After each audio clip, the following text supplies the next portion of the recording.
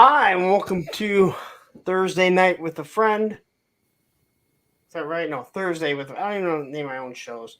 Anyway, thank you all for showing. My name is Punk Larry Lawrence, whatever you want to call me. And my special guest is Arron the Toy Enhancer. Thank you so much for joining me. Thank you for having me. It's I'm just like starstruck. Well, I love that merchandise. I think it's super cool. I like it too. Whoever did it, whoever daughter did that, did a fabulous job. And listen, if there's any skateboarders that tune in to watch this and they're getting pissed off, yes, the special. It was stolen from the 9 Club, Chris Roberts. So I give him full credit. But again, I doubt many skateboarders are watching this and that. But hey, if you are, good, because that's another great stream. But it's skateboarding, not toys. Yeah. This isn't toys either. This is a person in toys that helps support me. So I want to support them. But before we start, I'm going to totally geek out now. Okay? And before we say hi to everyone, I'm actually, for the first time, this is about me right now.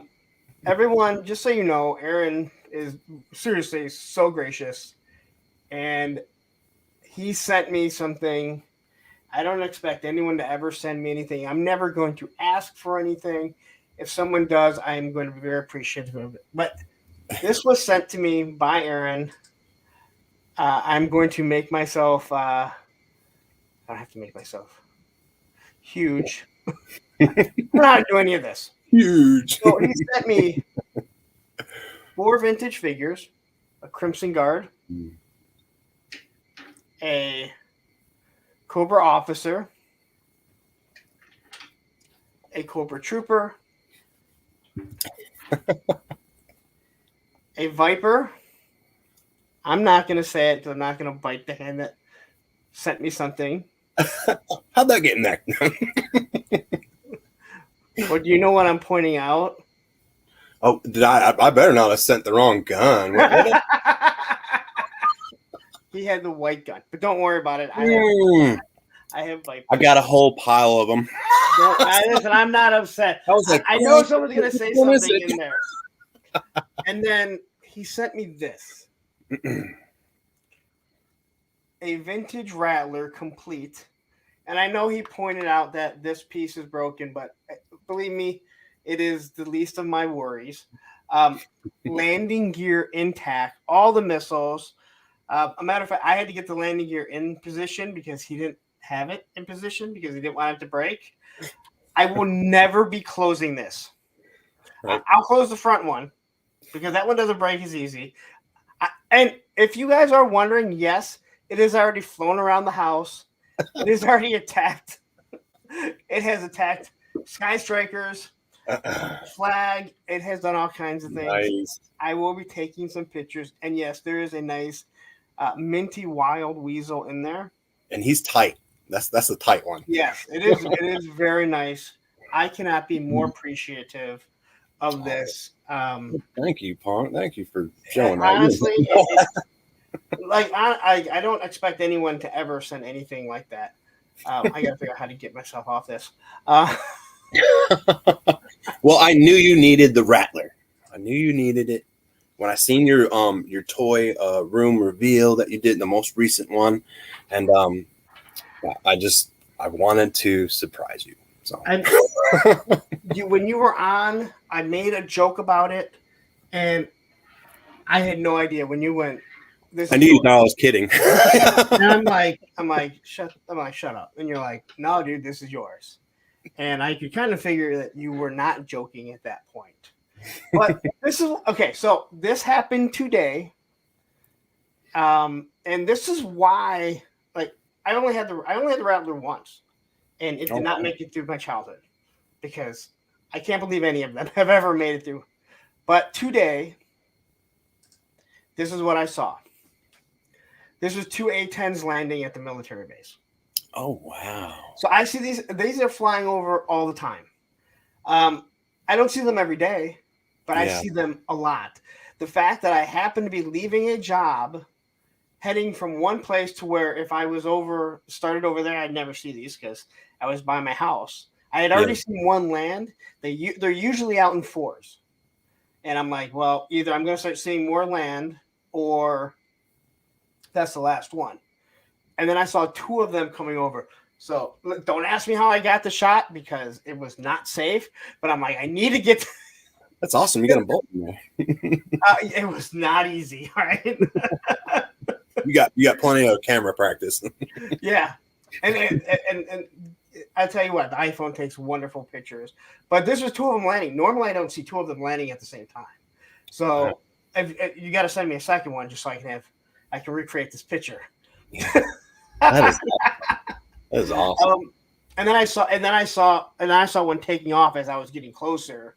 And when you see them turn, like, do they drop when they take off? I mean, do they drop a little or is it? No, well, no, they take off. These things are so maneuverable; they just turn. So I mean, it literally. I mean, I could see the silhouette, so I could see it taking off, and then it just turns this way, and that's all you see. Wow! Is you just see that X. They are. I mean, that must be amazing. If you've never seen one, and so Selfridge Air National Base is right by me. It's like maybe. Well, when I take my kids to school, it's like right there. I mean, it's like 5 miles from my house, if not closer. When they turn on a dime. Like I think they house the F-18s or the F-16s there too. But when those come in, they take huge. They're a big circle that they have to take. These things are just like super quick, and they land, and they fly right over the Walmart. So when they do that at the air show. If people don't want to go there, they just go up there and sit there and watch it. So, but the fact that I saw it today, I'm like, this is just awesome. I got to get a picture. This is awesome. And it all worked out. So I appreciate it. Thank you very much. Again, yes, sir. You're welcome. This is supposed to be about you, but technically this is about you. But no. I was like a little kid. Like I had to. So my daughter got a new phone, but it came here. I had to get it over to her. Didn't even want to. I was tired, and I'm like, I'll be over. And I'm going to walk out, and there's the box, and I knew what it was. I'm like, so I had to open it up, and it's all cold. I'm like, I'm not opening that landing gear right now. Yeah. But it was absolutely awesome. Thank you very much. I understand they had to do a few other little things in there. I couldn't believe that. They were vintage figures. And again, like, I'm so appreciative. Anyone that ever does something like that. I mean, Johnny Reno and a few other people, again, it means the world to me. So, because I never expected that. I was doing videos so I could just compare, the classified figures, which I knew nothing about, to their vintage counterpart because I didn't see anyone else doing it. So, I'm glad you enjoyed it. I did. I was like a kid. And I got home. And the phone took longer, and I'm like, I should go work out, but I'm like, no, I'm flying this thing around my house. But I wasn't right with you. Since I am chatted so long, let's say hi to the chat really quick. 26 of you here. Make sure you like, subscribe, and if you haven't yet, go over to Arron's channel and definitely go give him a like and subscribe. So. We got Largo who came in here earlier. We got Spaded One You know what? Fuck it. I had it right one day. I call him Spaded One. Yeah, Spaded One. Whatever. Headache 79. Matthew Matson, the moderator. Woody 222 is here. We got Action Figs here. Crusty Old Crow. There better be drama tonight. It's been a hot minute since we've had a good YouTuber drama. No drama here for me. Shane Brayla is here. We got Jay Astra. Here is Arron's YouTube channel. We got Crash in the house. We got JLS Comics. We got Toyamic displays. That one is hard for me to say too. That one's always hard for me to say.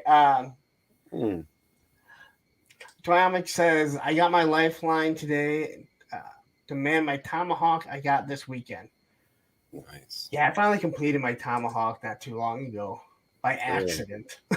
I literally bought a lot for $100 because when I asked the guy, I'm like, hey, was that tomahawk? He showed the picture of the tomahawk, and I was like, it had the gear, the shift. Oh, wow. And I'm like, so I need that, and I need one other thing for the tomahawk. I need a new canopy because somehow I sprayed mine gold when I was a kid. Tony's Figs is here. Crusty Old Crow says, you should hear them fire. You can literally see the kickback from the gun slow them. Warthogs are beast HasLabs. Take note of this. I was kind of looking at it and comparing it to the rest of the other planes. I'm like, it's way smaller. I'm like, I guess they could. I mean, I just think, and I've watched a lot. Like, yeah, you're right. Like when that gun goes off, they said like it pushes the plane backwards. We have Ted Darklaw here. Aaron's part 3 of Cabin blew my mind. Amazing work. I'm stuck at work, so I'll be back for the replay. Better make it good. Thanks, Ted. That was nice of you. Yeah, thank you, Ted. We got Wraith Mace in the house here. We got Zoran the Barbarian. I haven't seen you that much, man. Where have you been? And quickly, Wraith Mace with the $2 super chat. It's almost a weekend. Hold on, everyone. And I'm counting down the 8 hours that I have for work tomorrow. Yes, me too. We got Rachel here. I love seeing Rachel here. I see her on other channels. I like seeing her here more, though. Anyway. Well, we wasted 13 minutes, but I don't call it a waste because I'm so happy. We haven't got into you yet. I'll give you guys an extra 13 minutes, but for the love of God, you guys know that I don't put a time limit on what right. I can't do. Like if someone said, hey, your stream has to be an hour and a half and you're done, I'd be like, oh, I'm not even going to do it. Right? Or why don't I start an hour and a half late and then we can pick up where I'm at? We got plenty of time. All right, so let's get into it. Your name. Unfortunately, this has been now an issue for me because I had it as Toy Enhancer. Mm-hmm. And Aaron told me, Payne told me, you first off, you spelt it wrong when I typed it in. I don't know why he didn't tell me that I typed it wrong. There's all kinds of issues, man. I typed in the wrong date. I did this. I'm like, well, he's a toy enhancer. I'm not going back and redoing it. All right. I've already bad enough for the thumbnail. No worries. I spell shit wrong all the time. So we didn't seem that mad about it, but then I felt bad. Yeah. I'm like, you just sent me all this, and I didn't notice it until someone else pointed it out. Well, when I first saw, I thought it was you because I just saw Aaron. He said over on Instagram, and I'm like, not even the same Aaron. What do I care? So, where does your name come from? Okay, Arron the Toy Enhancer evolved from my construction company that I've had for about 15 years on and off. And it's called Arron's Home Enhancements. And I just picked that name because I didn't want it to be called like Arron's Remodeling or Arron's, what I wanted it to be different. So again, when I was looking for like a name for my YouTuber name, I was like, I work on toys, I work on houses. I was like, I'm just going to shuffle this kind of over into this, and that's what I did. I took the enhancer and squeezed it on toy and bam. Well, I mean, it works. I mean, it definitely. Thank you. It definitely works. Now that I know it's one word, I felt it described me. So.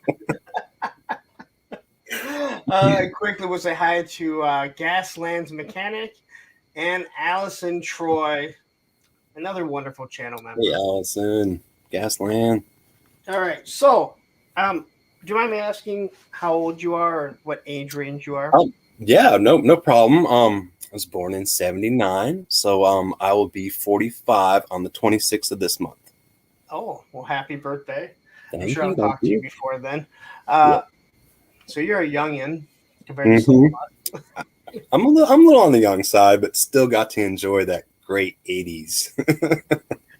Yeah, you know what? And I mean, I don't want to be. I'm never gonna. This is how you know you have kids. I'm never gonna poo-poo the childhood I had, but I didn't really get to experience the Turtles. You know, TMNT and Right. That was the last line I ever got into, actually, when I was a kid. And I do think, even though I'm not into Turtles, I think it's a wonderful line, and it sucks that I never really got into it. And yeah. in some ways, other ways, I see so many lines. I'm like, I'm glad I'm not into that because there was a lot more interesting things going on at your age at that time. yeah, for me, that's for sure. But yeah, I mean, so there's some things that I miss, and I think a lot of people miss the whole Star Wars craze. They really didn't even know what Star Wars, was. So, where did you grow up at? I was raised in upstate New York, a little village. It was a village of Endicott. I guess Binghamton is really close. My grandmother still resides. But yeah, upstate New York, and my mom moved us down here to Georgia when I was about 13. So Okay. And I've gone to a few states as I grew up. And, I went and lived with my dad in Michigan. He lived in Dearborn, Michigan. Spent a few years out there in Michigan. I really liked it. I like how everything's like straight north, south, east, west. For the most part. If you like that, go to Arizona. Yeah. I went to Arizona and everything was just like east, west, or south. And I was like, oh my God, these are the boringest roads ever. Yeah. It's very easy to get around. So obviously it sounds like your parents weren't married or weren't together. Yeah, my dad split when I was about 6 years old. So, oh wow. Split the scene. I was the only boy in my immediate family. So do you have any siblings? I do. I have stepbrothers and stepsisters that live down in Florida and whatnot, and they're pretty doing good, successful. And then in my household, I grew up with 3 sisters. So so between your parents, were you the only child? Between my parents, I was there was 3 of us. Okay. So 2 sisters and me between my biological parents. So you have siblings, but did you have any that were like built-in the built-in play partner? No. Usually if it's girls and you're like, no. I had to go find my friends. I even remember when I was real young, like I would walk around the block and stuff, and sometimes knock on people's doors to see if a kid lived there. And I didn't know how to make friends at the time, so I would just walk up to kids and be like, hey, do you want to be my friend? And for the most part, they'd be like, yeah, you like G.I. Joe? I'm like, I love G.I. Joe, and we would hit it off. So as a kid, do you remember like the first toys you like played with? Like, oh yeah, what was the first toy that you really got into? It was 100% Masters of the Universe, He-Man. He-Man was the first line. I had Gray Skull, Snake Mountain, all the figures. My mom would sometimes just bring them home randomly, and she did really good doing that. So you'd be prime age for like when Motu was like right at the top. Yeah. And everything's on the shelves. Everything's on those pegs. It was on the cartoons in the morning, and you could sit in the front of the cartoon with all your toys. We didn't call them peg warmers back then. They were just toys that you went and bought. Yes. God forbid something stay on the shelves for more than 2 hours, and it's a peg warmer. It was there yesterday. No one wants it. Mm-hmm. So Motu, but were there other lines that you played with, or were they just like a mix and match, or did you have one? I remember, of course, I had my Crystar. I know that was a very popular figure that I carried. I didn't have too many of the rest of the figures from that line, but shortly after that, shot right into GI Joe. There was No, go on, I'm sorry. There was a certain point. We lived in Candor, New York, and it was out in the country, and I had a real epic experience happen to me, and it just totally blew my mind and captured me for GI Joe collecting. And it was my sisters. I remember my sisters running across the field, and I was playing out in the yard, and they came and got me, and they're like, Aaron, you gotta come to this house. You gotta come over here. And I'm just a little kid, maybe like 5 or 6. I was very little, and my mom said it was okay. They took me over there, and they took me down into this basement. And in this basement was the most amazing, elaborate GI Joe setup that I've ever seen. And they must have had everything that you could possibly buy at that time for GI Joe, and it was all set up on 3 ping pong tables and was huge with rocks, kind of diorama looking. It was just blew my mind. They wouldn't let me touch it, but they let me hold a few figures. And that's when I learned about tight joints, like the Wild Weasel you got. They didn't play with their figures too much or move them around too much because they wanted everything to stay tight. And I don't even know how they knew that at the time, but I'm like, I have no idea. Like I got the toys, and it was like when the thumb broke, it was like, oh, this is the worst. Yeah. You try and glue it back on, they never work. The crotch would break. That's like I think it's crazy that in the 80s that anyone was thinking about that, because no one knew it. No one knew how much things were going to be worth or understood investing. I mean, I guess there were some people, but for the most part, no one thought, hey, this thing's going to be worth thousands of dollars if I don't ever open it. Because I've told the story before. I remember going to Toys R Us, and GI Joes were like $2.69, and Star Wars figures were 99 cents. They were on the end cap. And I remember my dad going, well, you can get 3 of those figures or you can get 1 of those. And it was like, I want 1. And I look at that end cap and I'm like, I don't know, probably $200-$300. My dad could have just bought it all, put them away, and then later on opened it up and been like, here you guys go. You never have to work again in your life. But we didn't think like that. Or I would have been like, why don't you buy all those and just pack them away? That's kind of when you want the Back to the Future Biff, where he comes back and tells you, just buy all of this and leave it. And yes, Matthew, that is Roman whining. Yeah, I was just about to mention him. Roman's back there. Come here, buddy. What's up, Roman? Can you see over there? Hey, buddy. Yeah, it's all the way around now. Do you want to go outside? Let me call for you. Let me call for you, boy. Hold on. Yeah, you good. So that is awesome that you remember the GI Joe. Like I can remember exactly where I was the first time I saw a GI Joe commercial. But when you came into, you said you were like 5, 6, so you'd be right around this time. Mm-hmm. Rattler, Sky Striker, Night Raven, all that stuff. Like you've already missed the straight arm, snap a thumb the day you buy it. Yes, that's why, like, when it eventually came around to like Tiger Force and stuff, I mean, I was all up on it. I was like, oh my goodness, I can get Duke again. My Duke is trash, the one that I got from a garage sale, and it was awesome.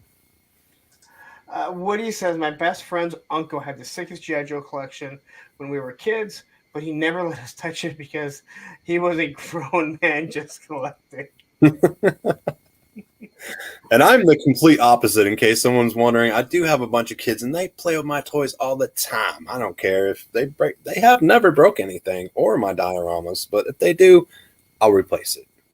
So I know, when Andrew was younger, I gave him the aircraft carrier to play with, because he played with it as a helicarrier, because he was big into the Avengers. And he had all those Avenger 4-inch figures, and he would act like it's the helicarrier from the Avengers movie. Which, what other kid had a helicarrier? And he would even ask me, he's like, is it okay if I play with it as a helicarrier? I'm like, it's your imagination. You do what you want. Yeah. And I gave him some stuff like my Conquest, And the only thing I ever told them was, hey, I don't want anything to break. But if it breaks because you're playing with it, I'm not going to be mad. Yeah. If it breaks because you're rough with it, you're mad, you smash it, I will take it away. Right. And then we're going to have a problem. yeah, when the conquest, the tail fin had broken because he was flying it and he went upside down. If you remember the piece that came off, mine was super loose and it came off and it fell.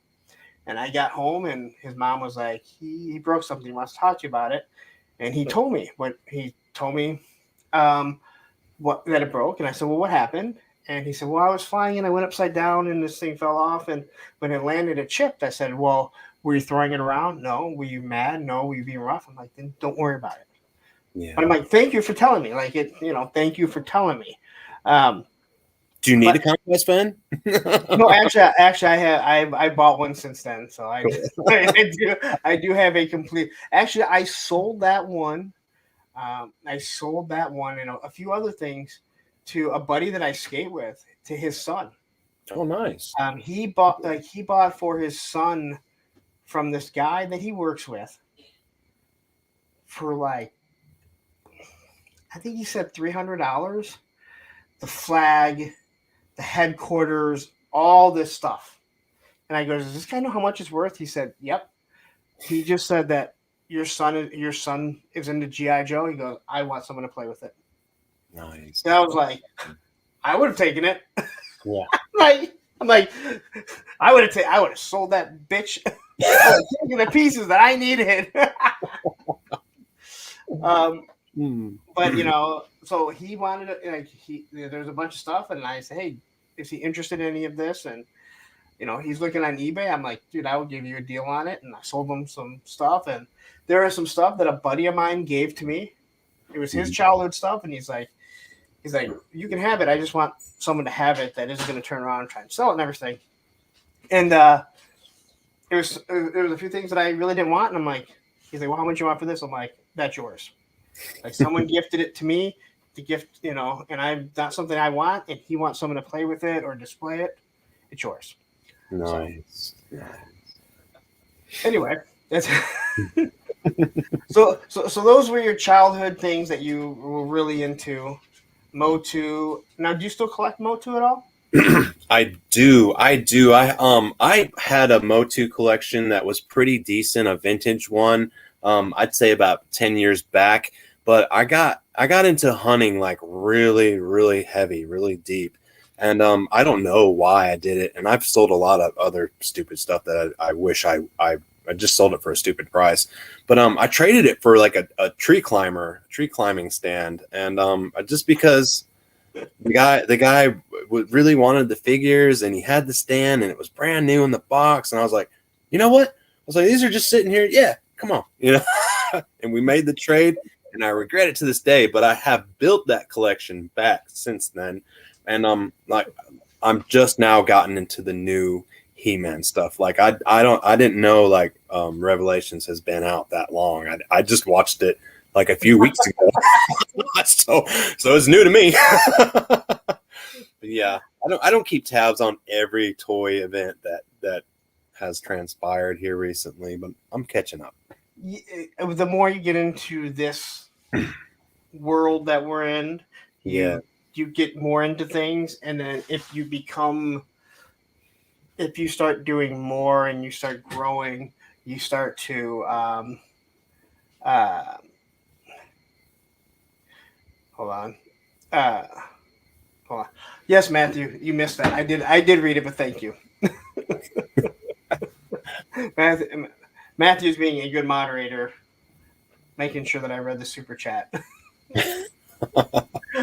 So thank you. Yes.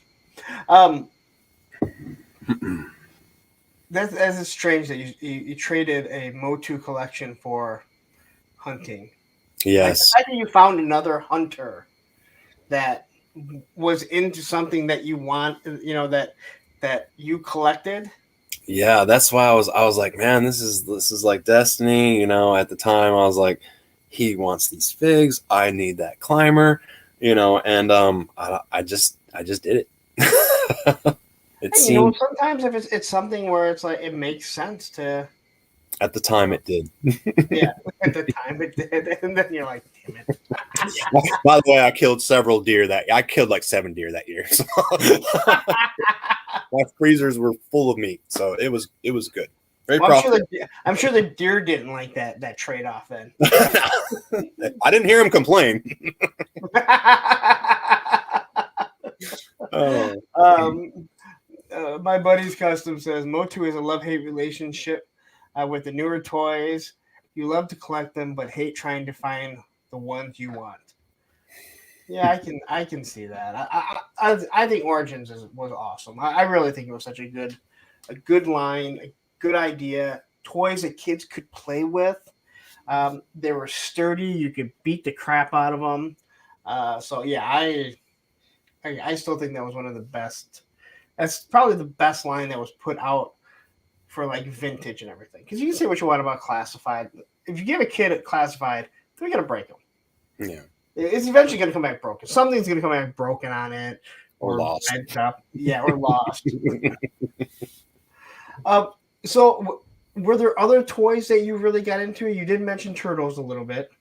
Yeah. I was heavy into the turtles when that first initial line came out, what we call the vintage. And then when it started getting like, whatever, I forget which one, but when they had pizza thrower turtle, when they started developing like the different kinds of turtles, like I had that first initial collection, and then that was my point to where I was like, oh man, I'd rather be at the ballpark. I'd rather be at the skating rink, skating with the girls, stuff like that. Mom, drop me off the skating rink, or that's where I got my first kiss, was at the skating rink. So exciting moments. So obviously as you start getting older, it sounds like you kind of got out of toys. Absolutely. Or did you always collect? Or did you just say, you know what, it gets put away? And I got out of toys. I guess you can say completely, because I had the type of, my mom, if I wasn't playing with something, or it sat in my room for like a few years, or they would just be in bins in my closet, and we eventually just have the average yard sale, and this happened with my cousins too, and stuff like that. They just sell toys at yard sales or garage sale or whatever. We'd give them to some cousins or something, and they just disappeared. I'd hate to say this, but the majority of my Joes and stuff actually kind of got slaughtered by me owning BB guns and fireworks and stuff like that. And my friends would be over and like, let's blow up a Joe. I'm like, let's do it. Stick the black cat in the O-ring and light her up and let her rip. See, I never did that. Like I was, yeah. I mean, I told this story before. I killed all my Star Wars figures. Mm-hmm. Like every single vintage figure. I have not heard this story, so I would love to. So like we all played with Star Wars, and they were the same size, but being that there were 5 points of articulation, and I didn't know what 5 points of articulation were. I just knew they didn't move the same. Well, I had found, because of the plastic, right, mm-hmm. that if I put thousands of dollars thrown away. I know, right? It's like, I guess technically it wasn't $1,000. Thousands of dollars it would be. I found that if I took one and I put its head on the windowsill and I raised the window up, because our windows went up and down, and with all my weight, which wasn't very much, I grabbed the top and I slammed it down. Their heads would pop off and bounce against the screen in the window about 3 or 4 times. Instant guillotine. Every single one of them got decapitated from my window guillotine. Wow. Except for like, the Stormtrooper, which you couldn't do. Every single one of them. Now that we're talking about Star Wars, I remember I had some Stormtroopers. My mom would, so I don't know if maybe your parents did this too. My mom would stick incense in the plants that were around the house, incense burners or the that you just burn. Yeah. And I would take my Stormtrooper, and she didn't even, I don't think she even knew I did this. And I would set it on the tip of that burning incense, right? And then I take it off, and he looked like he just got shot by a blaster, you know. And I was like, wow, you know, my first modification. Oh my God. Yeah. No, what I remember is going to it was a restaurant called the Brewery, and my dad would get like martinis. My dad didn't drink, but he would drink a martini or a stinger, and or I'd get a Shirley Temple or whatever it was, right? And they come with the little sword. Yeah. I don't know how many thumbs got broken because I was determined that I was going to get it on a G.I. Joe figure. And sure enough, they were going to snap. And that's exactly what happened. Thumbs snapped.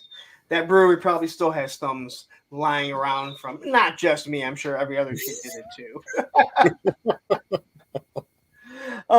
So as you get out of toys and you said you put stuff away, what did you get into? Like what? I was into playing hockey. I would just do it on the local. I never played for a school or anything, but I started playing hockey hardcore, and we were big time into BMX. We had these tracks down by the river that people made over the years, and they were awesome jumps, tabletops, and everything. And me and my buddies just really hit the BMX scene for a long time. That's why I have huge, ginormous thighs to this day, because that's all I did was ride my bike everywhere. Yep. It was a really cool part of town that had sidewalks everywhere. You could go anywhere when you're a kid. Had my Diamondback, and I was out. That's what I had. I never had a brand new BMX bike. I had a used one. It was a Diamondback. God, I don't remember the name, but I loved it because I loved the movie Rad, and I liked the Diamondbacks. I always liked the GT, the GT Pro Performer. Yes, I had that eventually. And it was always that argument of who you either like the Dyno or the Pro Performer. Mm-hmm. And the Pro Performer was not a GT bike, I think, right? Right. It was. The frame was made by GT, but Pro Performer was like its own. It's some weird thing. But I never liked Mongoose. I never liked Haro. Yeah. And Diamondback got more into their mountain biking fairly quickly. But hey, you know what? We all started with like riding BMX and skateboarding, and eventually it was just, I want this plank. I want this useless wooden toy. You know, my four-wheeled menace to society. That's all I cared about.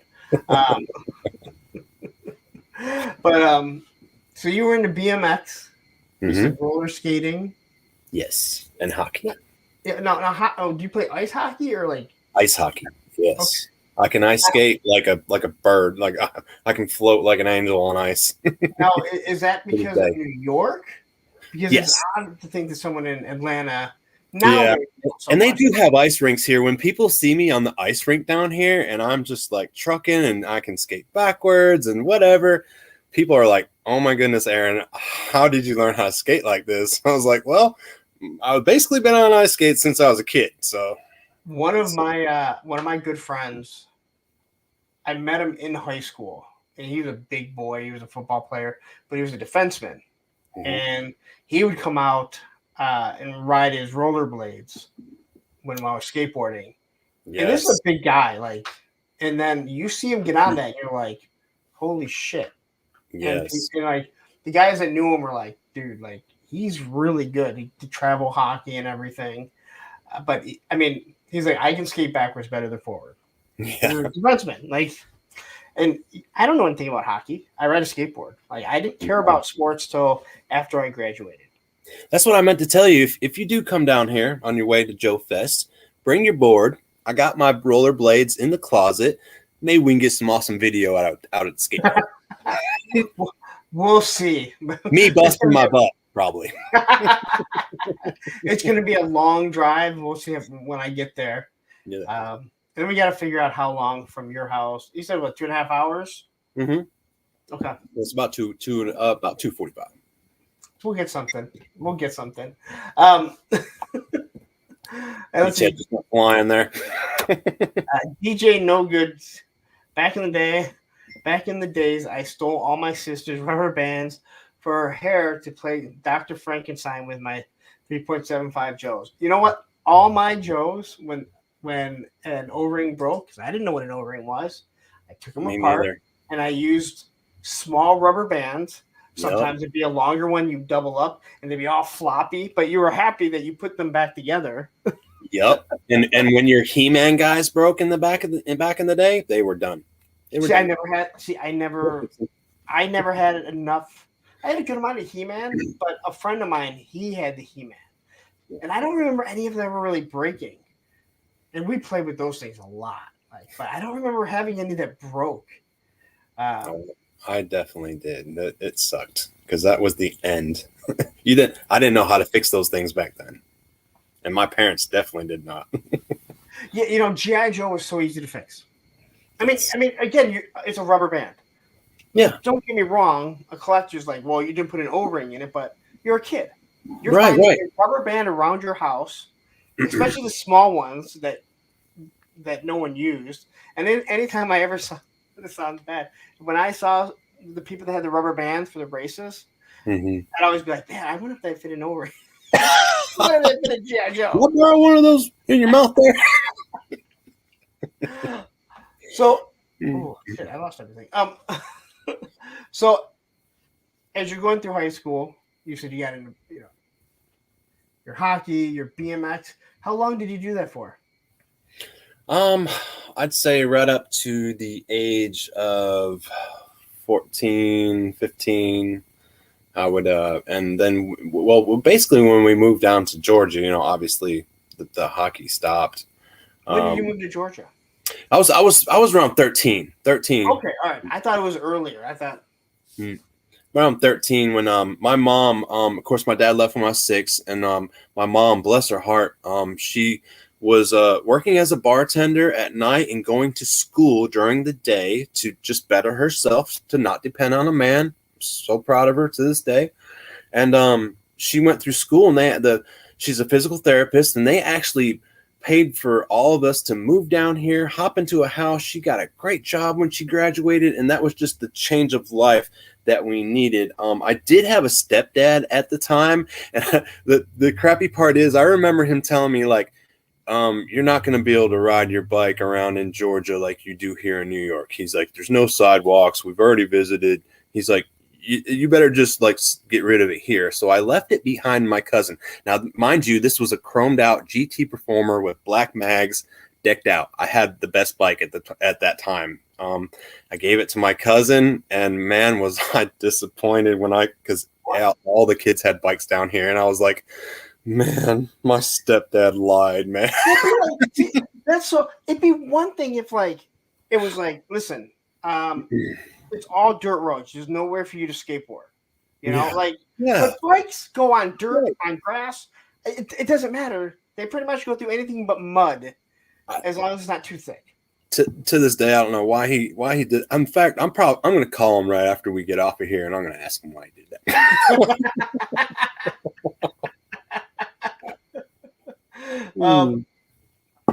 That's crazy. He'll probably say we had too much stuff in the moving van as it was, Was he still your stepdad, or? Yes. Him and my mom did get married down here eventually. He's been a great stepdad for the most part, as far as a stepdad needed to be. Quit BMXing before you? Yeah. just for the that was probably the worst thing. Was making me get rid of my bike before we left. That just seems so odd to me, because the bike is it's bring your bike because you need to get around. Yeah, that's what you would think is going to be, but I guess who knows what you're thinking. I mean, I guess if you're uprooting everything and moving down, what is it, 7 states? Yeah, you're like, all right, well, it was a drastic change, and I didn't understand. I know I have a heavy Southern accent now, but I didn't understand what Southern was, or rebel, or anything like that. And then when I went into school down here, boy, that was a very interesting first day. Did you have a hard time understanding kids? I did at the time. It was a whole nother language really.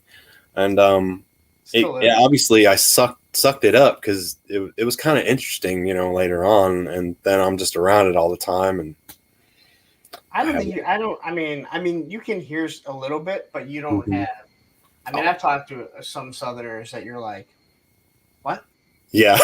Well, thank you. That makes me feel better because I'll talk to some of my friends in New York, and they're like, Aaron, just keep talking because I've been laughing my ass off listening to you just talk because I sound so different from when I was lived up there. Yeah, but but you pronounce all the words. Like I can understand everything that you're saying, but Nice. it is weird. Like the whole Southern accent. It's like once you leave Ohio, it starts, and Oh once yeah, you hit Florida, it ends. and boy, And it's does it like you get don't go more Southern than Florida, but like no one in Florida has that Southern accent. Mm. Thank you, Matthew. What?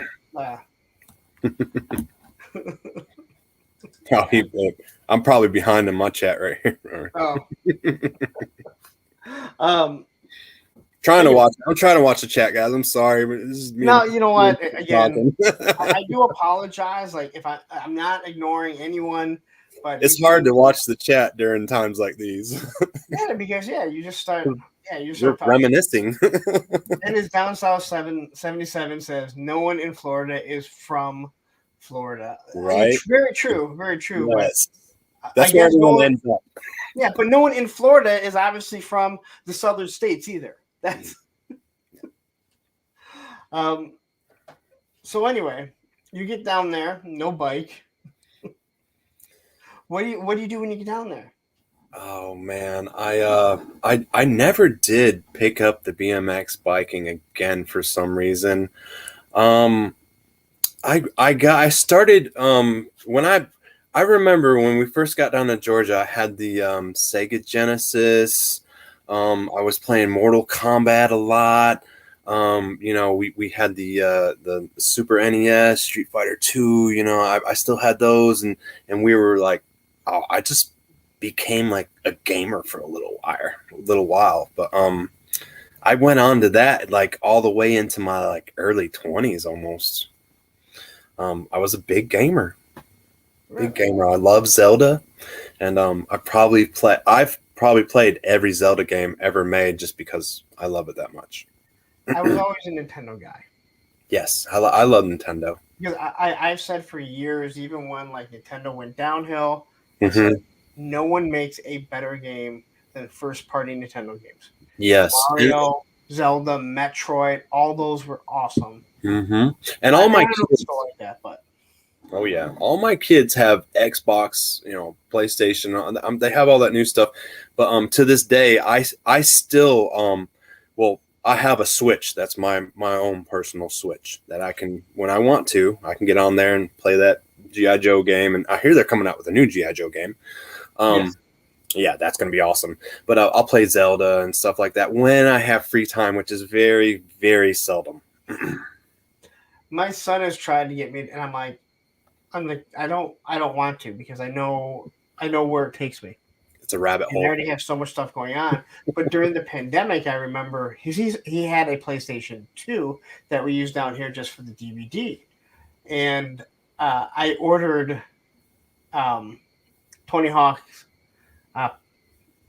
Pro Skater 1 or 2, I forget. Mm-hmm.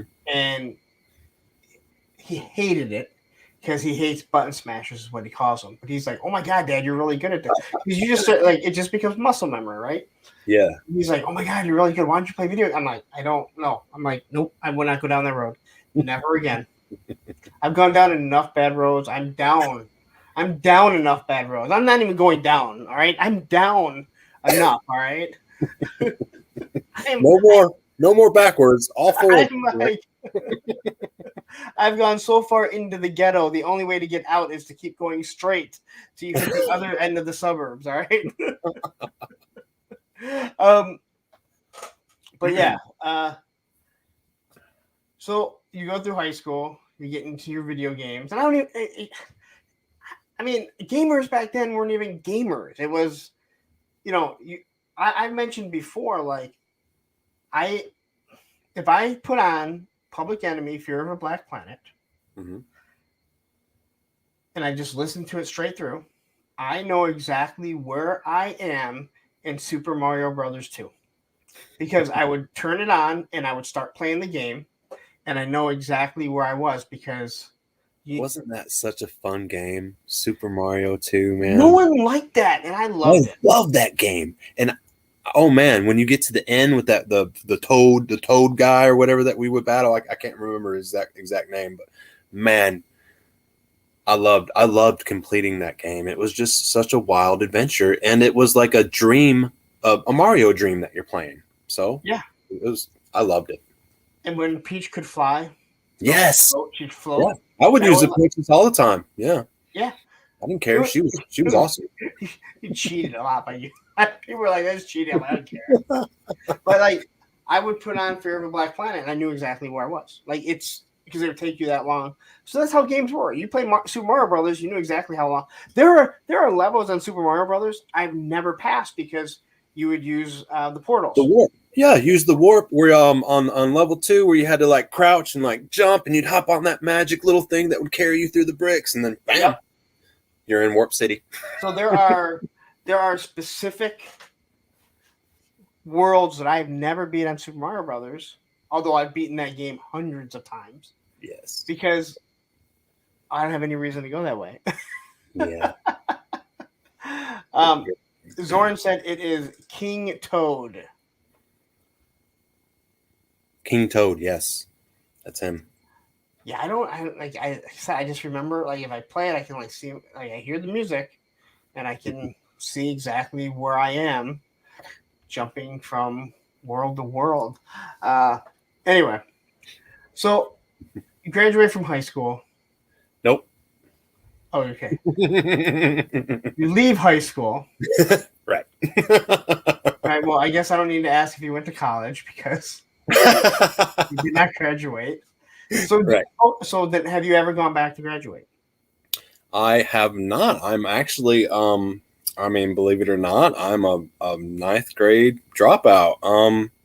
I know that sounds crazy and like how is this guy living? You know, but yeah, I got sucked into construction at a very, very early age, and it's one thing that my grandfather always told me is get out there and learn a trade. So and in his honor, rest his soul, I learned every trade that I could.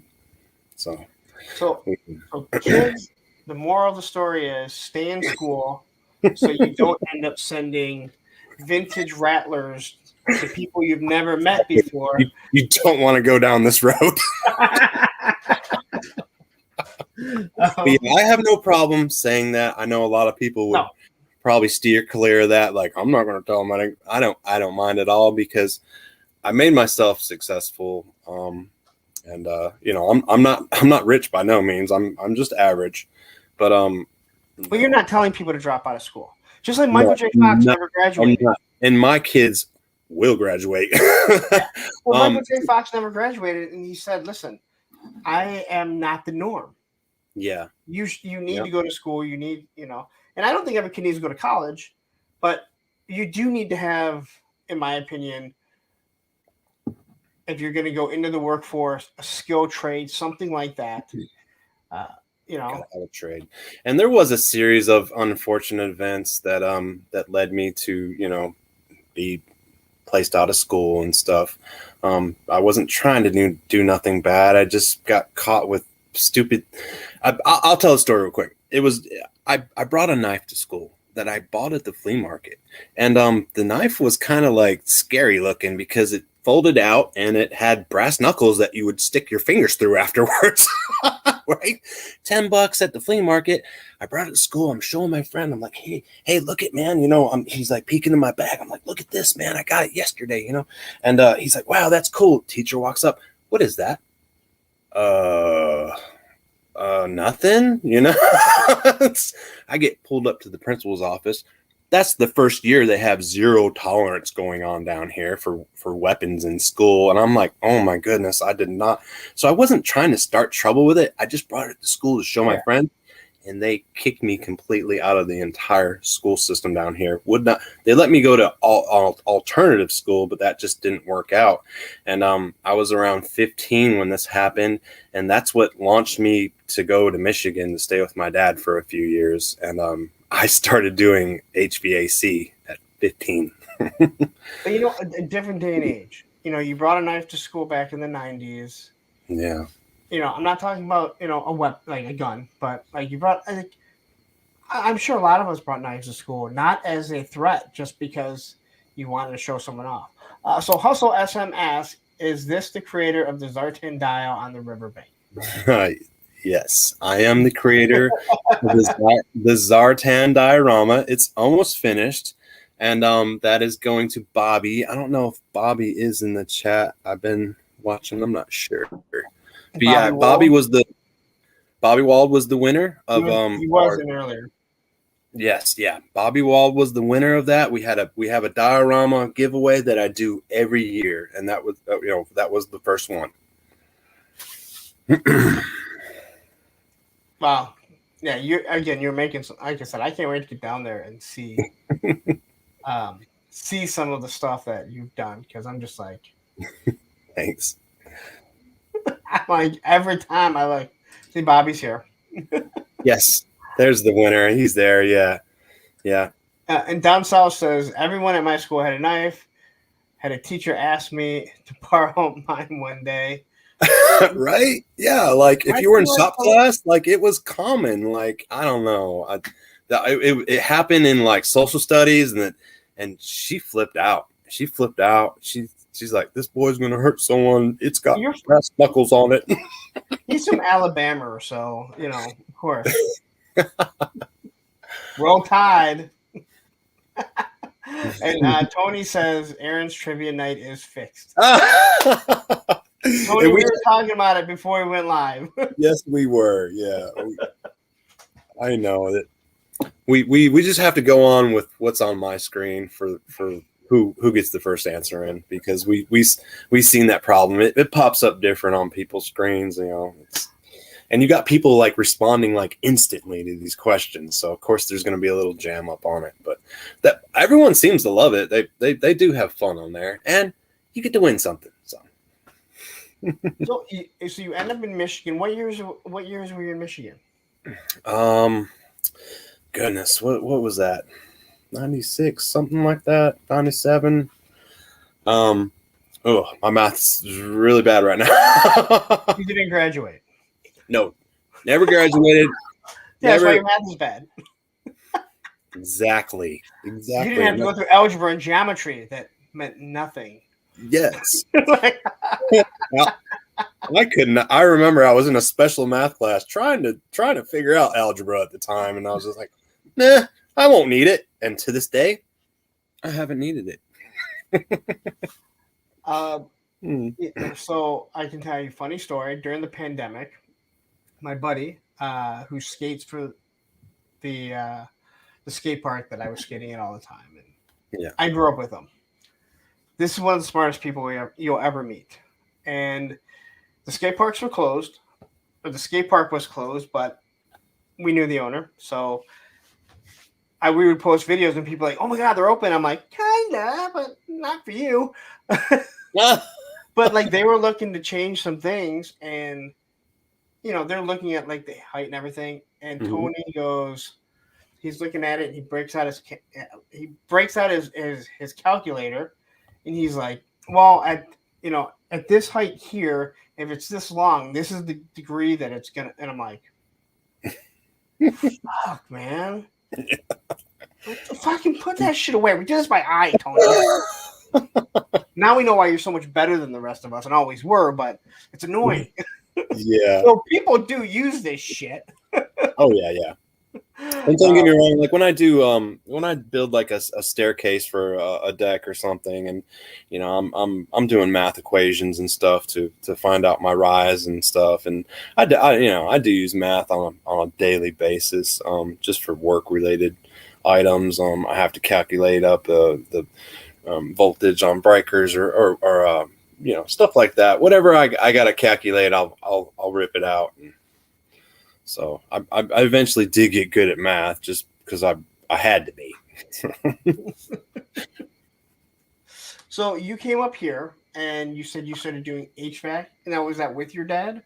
Yes, my dad was always a big HVAC man, and I started off just working in like the sheet metal area that he got his sheet metal fabricated on, and he subcontracted for Sears, so he would put air conditioners in, and you're from Michigan, they have a lot of boiler systems in old homes and stuff. We would rip those boiler systems out of these homes, and I'm talking we'd beat those things apart with sledgehammers and take all the piping out, asbestos. Oh my, if you only knew how much asbestos I was around, like, I'm surprised I'm still alive.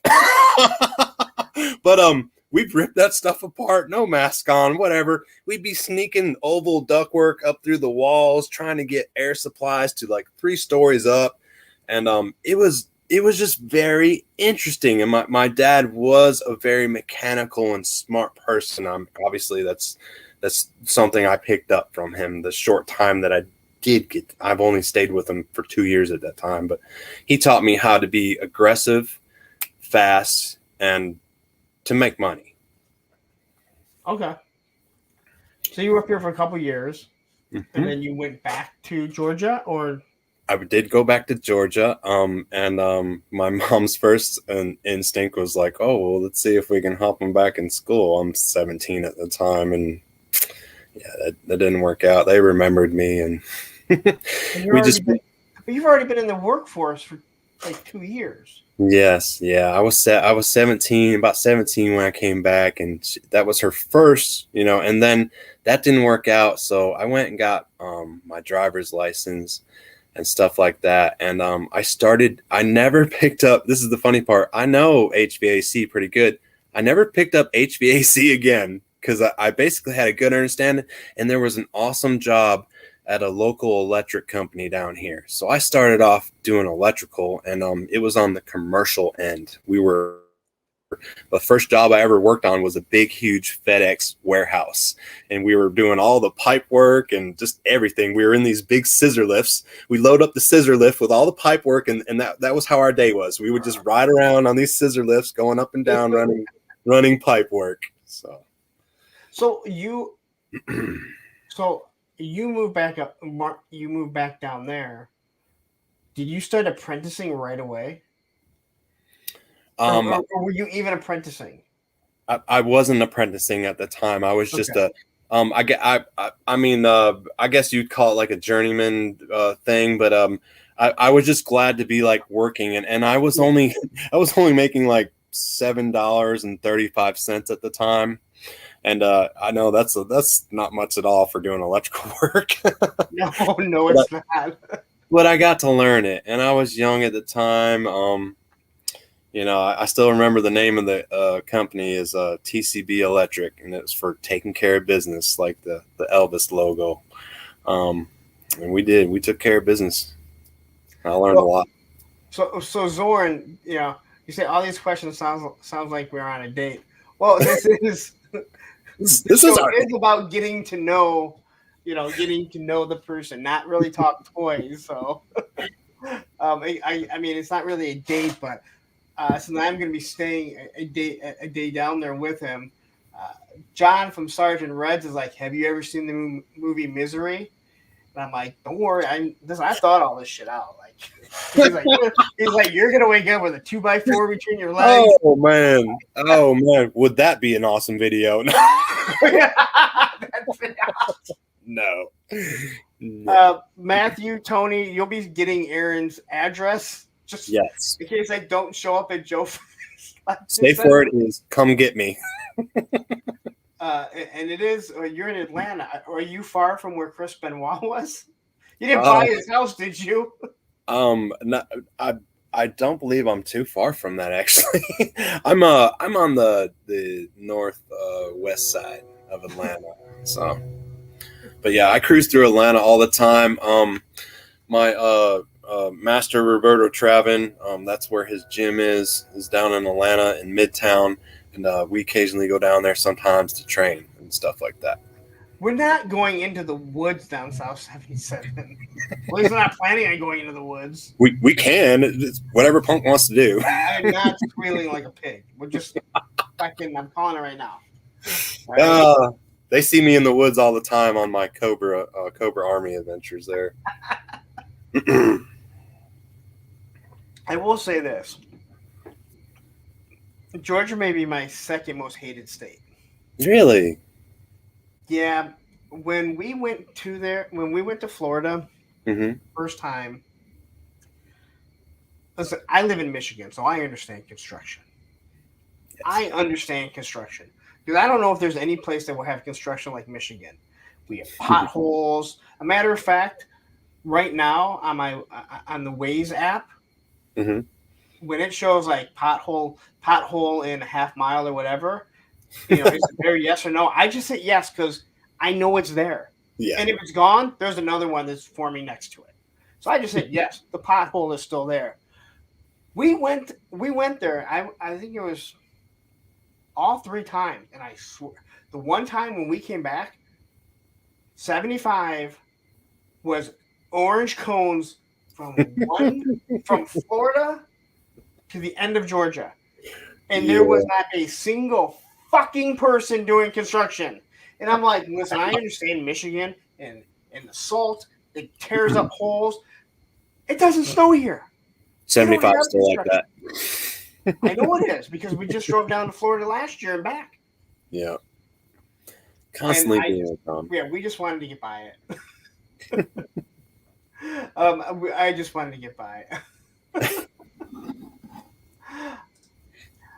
Zoran says Punk wants to bring his classified figures and smash them in all your windows. No. Never again.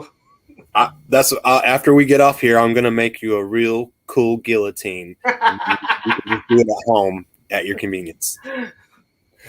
I'm not gonna lie. If I walked into that home again and there were Star Wars figures, I'd be like, let's see if I can do this now. I weigh a lot more now. I have a lot more strength. Yes. I wonder how many times the heads can bounce back and forth against the screen. The screen in the window. Maybe we can slice them like mid-torso now, There was not enough room. Well, Stick his whole head through the screen a little bit and then whack. Thousands of dollars were gone. I know. I mean, I could have just put them away and then sold them, now when they're... Anyway. So you move back to Georgia. You obviously don't go to college because you don't. Right. No time wasted there. You get in the workforce and you start having kids, right? I had my first child when I was 29. Okay, so what were you doing between the time some people graduate? Let's say the time you were supposed to graduate. I basically, through my 20s, I'm just gonna be brutally honest. I basically just worked to, maintain myself and have a real good time. I'll say that. So you like to have a lot of fun. Yeah, I did do. There wasn't anything that I didn't do. So, so I had a bunch of crazy friends and. We would, go to parties and meet girls and just have a good old time, And I'm glad I got all that out of myself at that young age, and I could be normal, into my 30s. And the thing that one thing that I've found is a lot of those kids that did that partied a lot, drank a lot, they got it out of their system. I mean, there were some that unfortunately ended up in prison. Yeah. Not alive, but for the most part, most of those people aren't going to be like me, who never did anything. But most of them, they get it out of their system. But I can tell you, I remember seeing on Facebook, you see these people that are partying still, and it's like you're in your 40s. Yeah, it's like. Or I see these girls that would like complain about their baby daddy, how he doesn't do anything. how she has to do everything, and I'm the only one that raises the kid. And then it's like, wait a minute, you're telling me that the dad doesn't do anything, but every weekend you're drunk at the bar. So who the fuck's watching this goddamn kid? Yeah. Not you. According to you, not him either. So yeah. Your mom, dad. I mean, I'm sorry, grandparents aren't supposed to raise kids. Yeah. They're supposed to take them and then drop them off loaded full of sugar. Yeah. And I mean, once you have your first kid, like that's when you realize like your life as a person has another responsibility, and it totally changed my life. And with my dad leaving at 6, that made me, angry and upset. And I lived with him in Michigan for 2 years, but again, my dad was in the partying and doing himself. And I promised myself that I was not going to be that dad. I was going to be with my kids, take care of my kids, and always be involved in their life. And the crazy part is now to this day, I mean, me and my dad still don't talk. So Chris the Old Crow says Arron just got to 1,000 subscribers. Did you really? Yes. Tuesday we hit it. Yes, Tuesday, around the morning time, I cracked over 1,000. Yeah, I was totally blown away. And how long? It was right at that day. I mean, if you went back to my last video, it was right at like 6 months. Wow. So, yeah, so I was totally impressed. And let me say something. When I first started in this YouTube journey, my anticipation of getting to 1,000 was set on a 2-year goal. All right, I was like, if I can do it in 2 years, cool. If I don't, I don't. And it totally blew me away. So that's why I'm so grateful to my subscribers. You guys are awesome. It blew my mind. I was like, man, I did not expect it.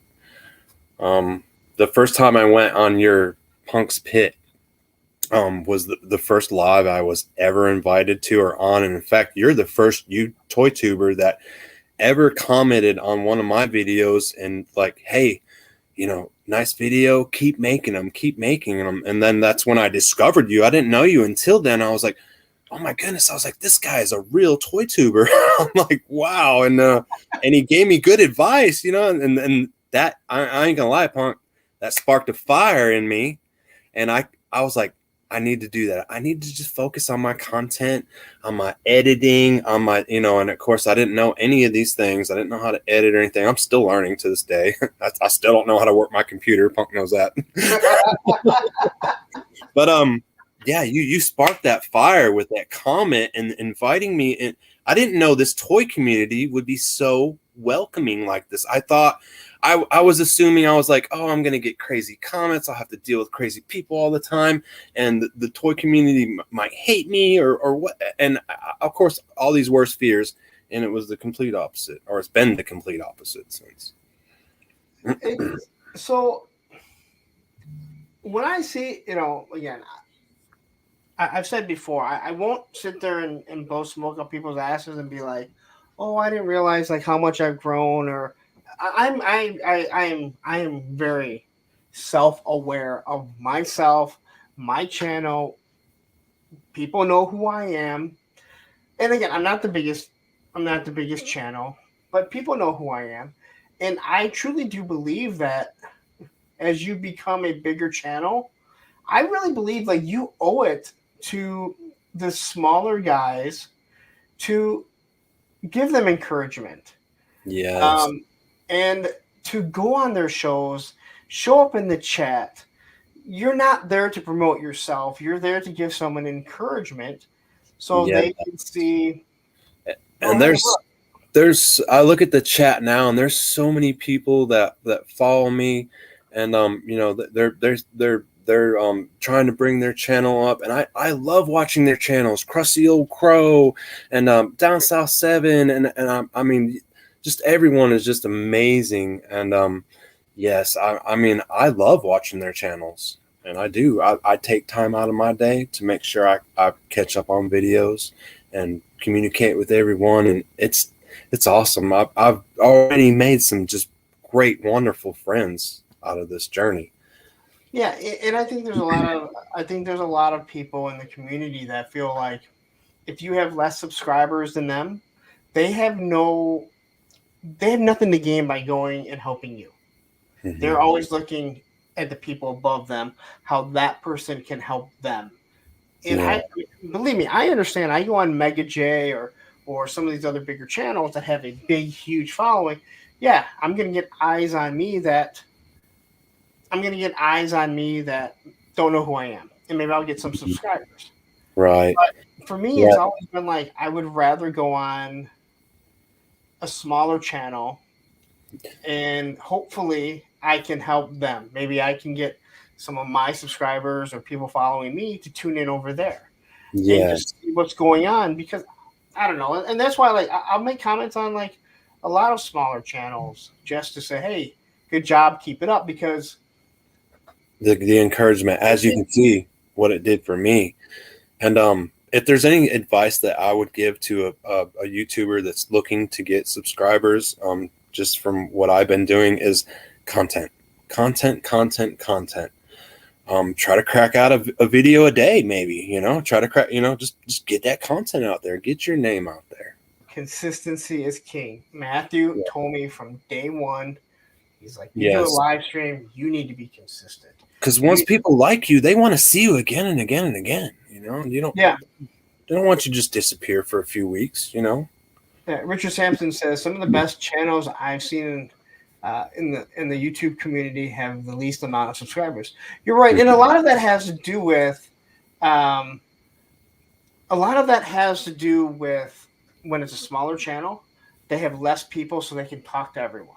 Yes, they can focus on And I've their seen channel a better. lot of these, a lot of these channels as they're starting to get a little bit bigger, they're like, yeah, I read all the comments, unlike some of these other bigger channels, and it's like, listen, I can't read 1,500 chats Yeah. in 3 hours. I'm sorry, it's not possible. Um, Yes. Oh, and that you leads should me to something I wanted to point out. I'm sorry, I didn't mean to cut you off. no. That led me to something like if you I'm just gonna throw up if you were to watch Articulated Ninja's lives, right, and you go back and you see how many likes he got, like he got a lot of people watching that, but there was only like 33 likes. So you go to Punk's channel and you could look at your lives and it's like, man, he's got like 80 likes, and it's like the quantity over quality, or the quality over quantity rule of thumb, and it's just like you have really good subscribers that subscribe to your channel, and they'll give the likes and they'll give the dedication that a channel really needs. Where on the bigger channels, it's just people are just popping in there and they don't care about giving a like, they're just there to watch it and Yeah, and that's why you see a lot of like I've seen a lot of people they're like they only read super chats, and it's like no, what they're doing is they're reading the super chats because someone sent them money, and they owe it to them to read it. And again, if anytime I get a super chat, I'm going to read it. yeah. I'm not getting hundreds of super chats like some of these other channels. But again, when you have that many people, it's hard. And there is I've never had to use it. Matthews told me like there's a slow button, so it actually slows down the chat. And he's like, it doesn't matter at times because there's so many people, it's still going like crazy. Yeah. And I didn't say that about Ninja. It was not me that said that. All right. It's something that I noticed, and not to say that all his lives are like that. It was just something that I noticed. I was like, man, look at all these people that chimed in for this live, but he only got this many likes. I was like, that's weird. Where I drastically noticed that when people chime in, they give you your like, and I think it has to deal with what kind of crowd you're sucking in. Yeah, and again, like I've made friends, and again, I want I've said before, like my I'm not doing 3+ hours on Monday alone if this chat isn't doing what it does. Like if you guys aren't communicating, like I'm not doing 3 hours. If there's not this back and forth, and it's it's just how it is. And now, I do but appreciate now when we go to watch you, like we know we're gonna wrap. You know, I'm like, yeah, I know I'm gonna go do 3 hours. You know, I'm Yeah. ready for it. I want it.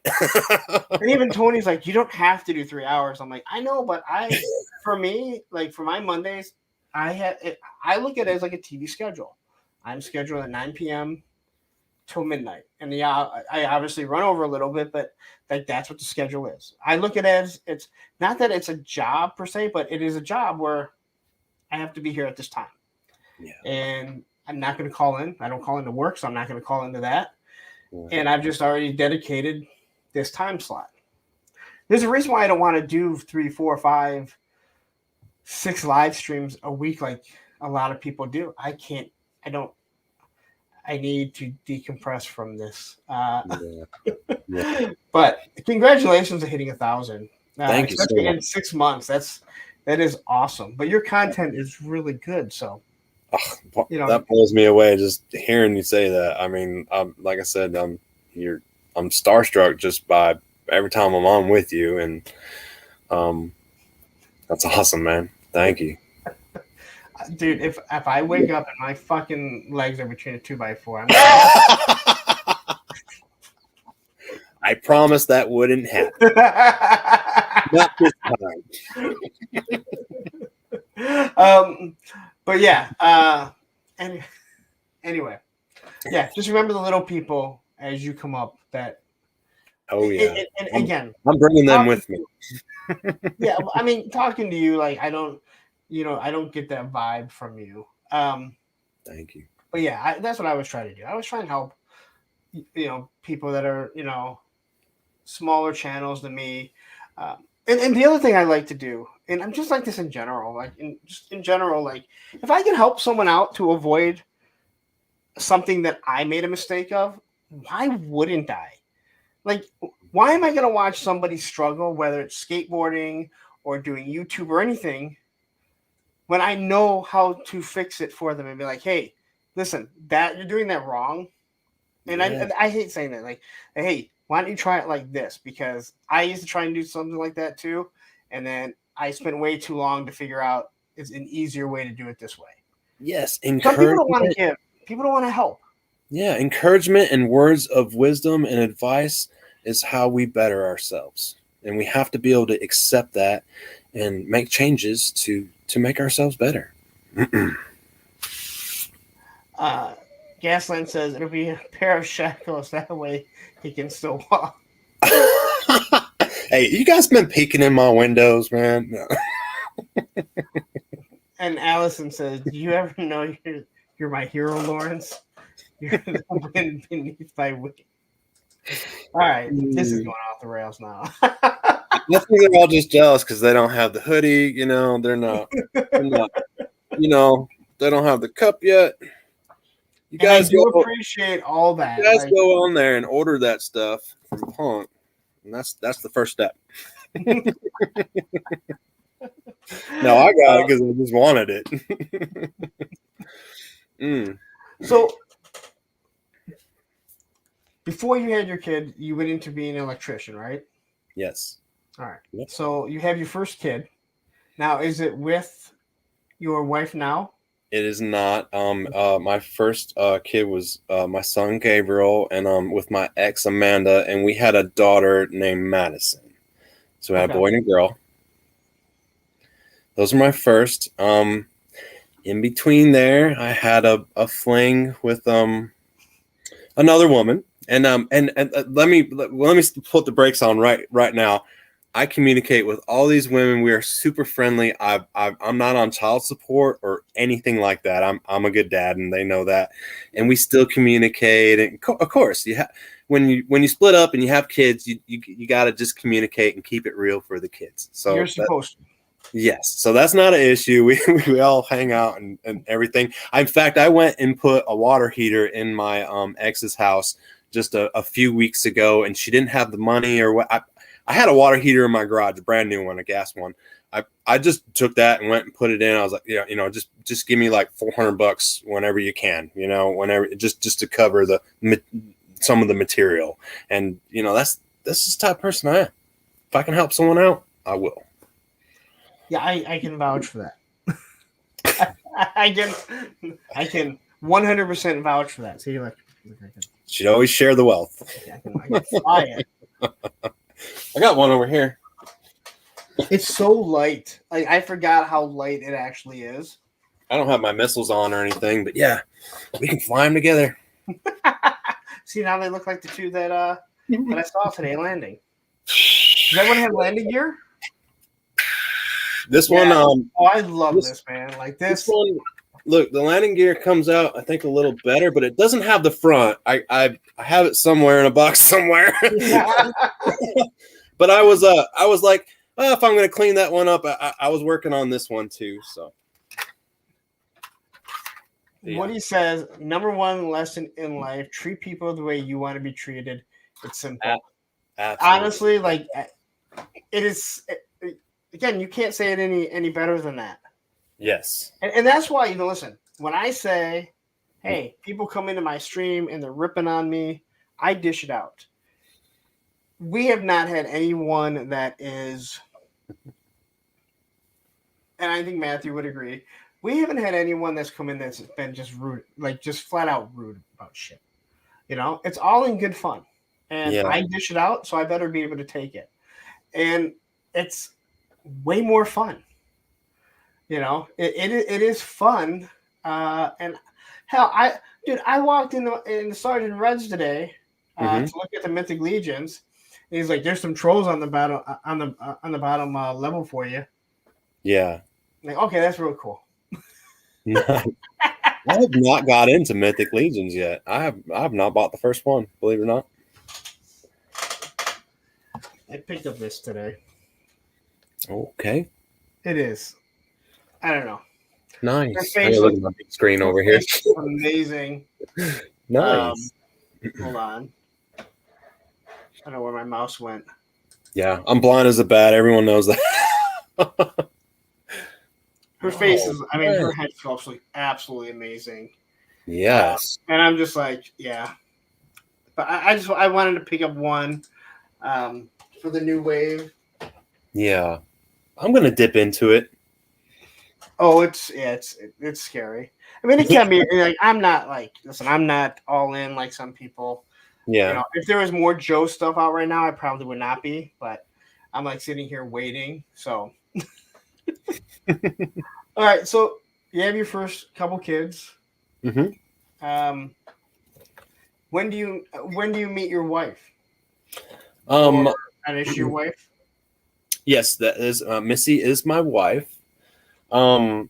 We met because I was friends of the family. Like I knew her father pretty well, and we were kind of I guess say we were working together at the time and whatnot, and that made things really easier when we got together because her parents knew like what type of person I was.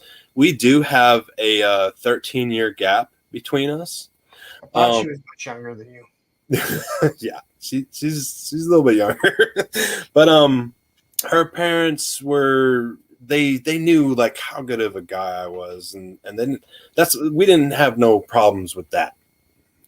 Still get along with her parents super great. Even when her mom and dad divorced not too long ago, and mom needed some wheels, and we were able to bless her with some transportation at the time, and I would do anything for him. So. Wraith Mace, the other $2 super chat. Thank you. Nice choice on Mythic Legion, sir. I'm a cherry picker as well. Yeah, like I said, I can't be all in on that line, but once you have one, you are like, these are really, really nice figures. Now going on to Missy, I gotta say, listen, in most couples, you can see which one settled and which one outkicked their coverage. I'm not saying she settled, but you outkicked your coverage. I got really lucky, and yeah, I have to watch my. I can't get in the doghouse too deep because she is a marvelous woman. And that being said, like, she is one of the most she never buys anything for herself, man. It's like you have to almost force. She's the most unneedy person that I know. And just she just has a really good soul. She has an old soul to her, and that I love. But yeah, I'm getting I'm getting chills just talking about it. I do love my wife, and she is amazing. We took on jujitsu together, and she's at the same level I am. She's a purple belt also, and when she's in that gym kicking guys' ass in front of me and just like hammering down, and I mean, she's incredible. She really is an amazing woman. Allison says that I'm wondering if Missy has a sister. If she does, she has to be an older sister because Now, she does have an older sister, but yeah, I'm not gonna send you down that path. We'll just say her sister's preoccupied with men that, yeah. One of my old friends, the girl he was dating, this was after we had graduated. I kept bugging her to hook me up with her sister, who was older, way older than me too. Yeah, 6 years older than me. And they're like, dude, you don't want me to. I'm like, no. And they did, and we dated for about 6 months, maybe a little bit longer. And there are very few people in this life that I absolutely hate. She is one of them. Oh boy. Yeah, like, I mean, I hate her. And if I went down that road and told you, you go, oh, I understand. Yeah. Not something one day maybe I'll tell if I was on someone else and they're asking me questions. So. Well, this is true. If she is crazy, I might be definitely down. Yeah, I think she's a little too crazy, man. That's why I wouldn't send you down that path. I don't need a boring woman in my life. I like you too much to send you down the wrong path. So how many kids do you guys have together? So me and Missy have 2. Okay. And that's Lily and Charlie. So you have a total of 5 kids. Total of 5. Yes. You are absolutely nuts.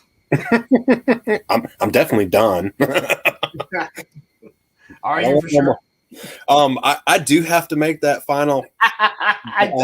Yeah, I'm done. Yeah. No more. No mas. I don't like trying to get back in the dating world, especially when I was like 42, 43.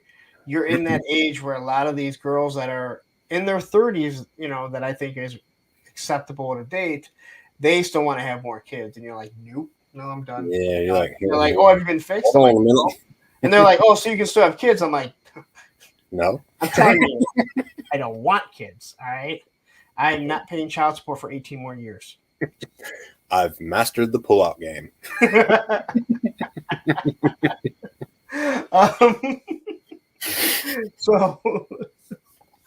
So when did you get back into toy collecting? All right. So I got back into toy collecting when me and Missy got together. I guess you'd say it was about 14 years ago.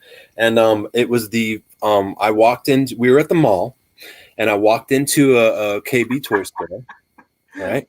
War chest full of toys says Arron is troop building with kids. Right? I'm gonna make them all costumes. But, we're in the KB store, and we're looking around, and we're in there because we're bored, you just walking around the mall, and this is when we first got together and stuff, and I see Bazooka. I'm like, what the hell is this? I'm like, that looks like a G.I. Joe. I'm like, man, this looks like a G.I. Joe from back in the day. And then I'm looking at, I'm like, man, this is articulated. And I was like, wow, this is cool. So I picked up, I believe I picked up a Cobra Trooper and a Bazooka like that day. And it was, of course, we're talking about the 25th line. Okay.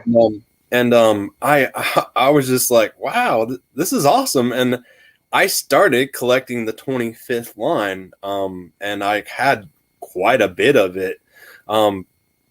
now I don't own not a one. I don't have any of the 25th anniversary. I ended up selling that collection, and that I do like the 25th anniversary line, but for me, with now that classified has come out and vintage, that's just the filler in between, and I had to like pick. I just totally vintage or I'm totally classified. I have no more filler in between there, and they are great figures. I do like them, but it's either O-ring, classified. So you don't mix and match. Mm-mm. See, I have no issue with any 4-inch figure in my vintage line, and I know it drives people nuts. I'm like, I don't care. Like if it's modern, if it's 4-inch, it all fits together. And you can fit a 4-inch and a 3.75 together. Yeah. You cannot fit a 7 and 6-inch figure together. Right. Unless they're a lot of people walking the distance. Yeah. A lot of people won't do that, and again, like I don't care because they're like, "Oh my god, you have a mix." I'm like, "Yeah." Wait, for instance, I mean, I do my I do all my classified reviews on a vintage Terradrome with vintage stuff on it. I don't mind putting that together, and it's all GI Joe, but I was in the 25th line, obviously, but I parted from that collection. It's just something that I never went back into. I was like, well, yeah. So you collect GI Joe. Mm-hmm. What else do you collect? I'm a big time Voltron fan. Now, I don't own a lot of Voltron toys right now, but I have and sold and owned and sold and owned. I had a real cool diamond belt Voltron, and that he just has a diamond on his belt, and I didn't realize how valuable that thing was until I parted with it, and I was like, oh, it was another one of those things like, what did I just do? I even had another thing that reminds me of. I parted with. I had a Defiant that was probably about at like 75%. The crank and everything worked on it. It would raise up, and it had the shuttle and man, I sold that thing for $40. $40, and I still that was probably the worst thing that I ever sold. Man, that is my holy grail. One day I will have a Defiant. I have them on search for Marketplace, and anytime they chime in on Marketplace, I'm always looking at them like, how close is it? Okay, how much they want? And it hasn't happened yet, but it will. It will happen. I won't even attempt to get one until I have a good $1,000 that I can part with. I got really one showed up for like $100 because someone didn't know what they had. You'd be like, okay. Yeah. Christy O'Crow says if classified could match O-ring vehicle for vehicle, you need a barn. I have been saying that forever. People argue with me. I think these people that want to buy 5 to 10 vamps and they bought 5 hiss tanks. I know some people may have some pretty big homes, but I think they're going to see that it's going to get small really quick. And Matthew said, small. What the heck? $40? Matthew, in my defense, I did not know how much the Defiant went for at the time that I sold it. I just had that.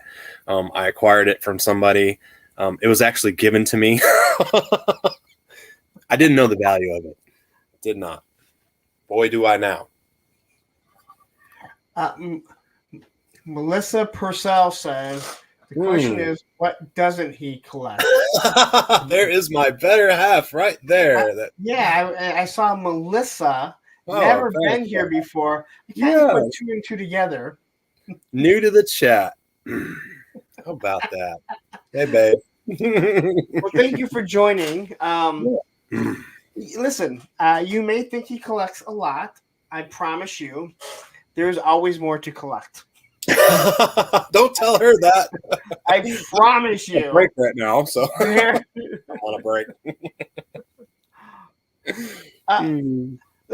Hustle. People want to army build this stuff. Have you seen the amount of like troopers that people have? I mean, people are nuts.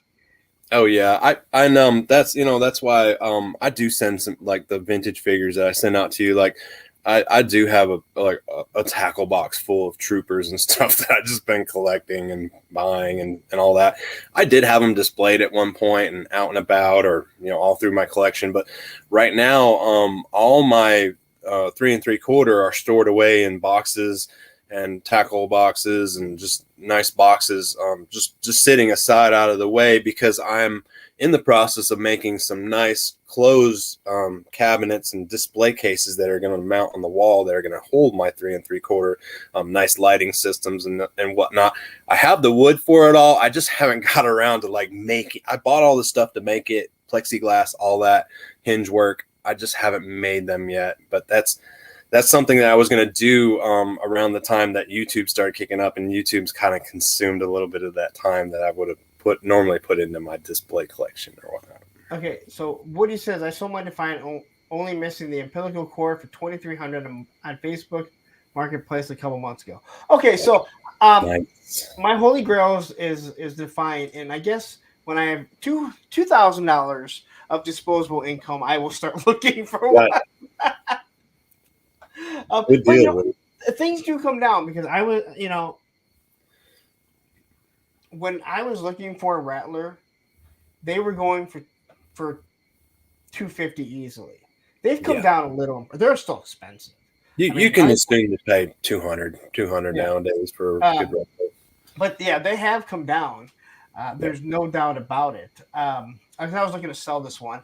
I gotta make it down to Joe Fest. Right? And then I'll pick up another one from your house.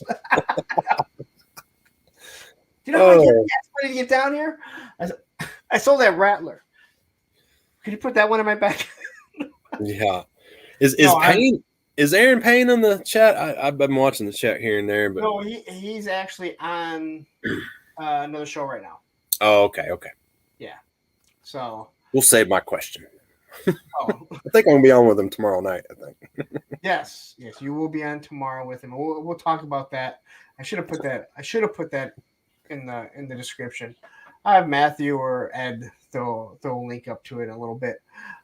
So Missy seems to think you collect a lot. So you have some Voltron, obviously. Yes. Podcast from the pit he's on right now. I didn't even know if they were live or not. So. People competing with me. Casey, I know. I see that, Casey. You're on my shit list now, trying to compete.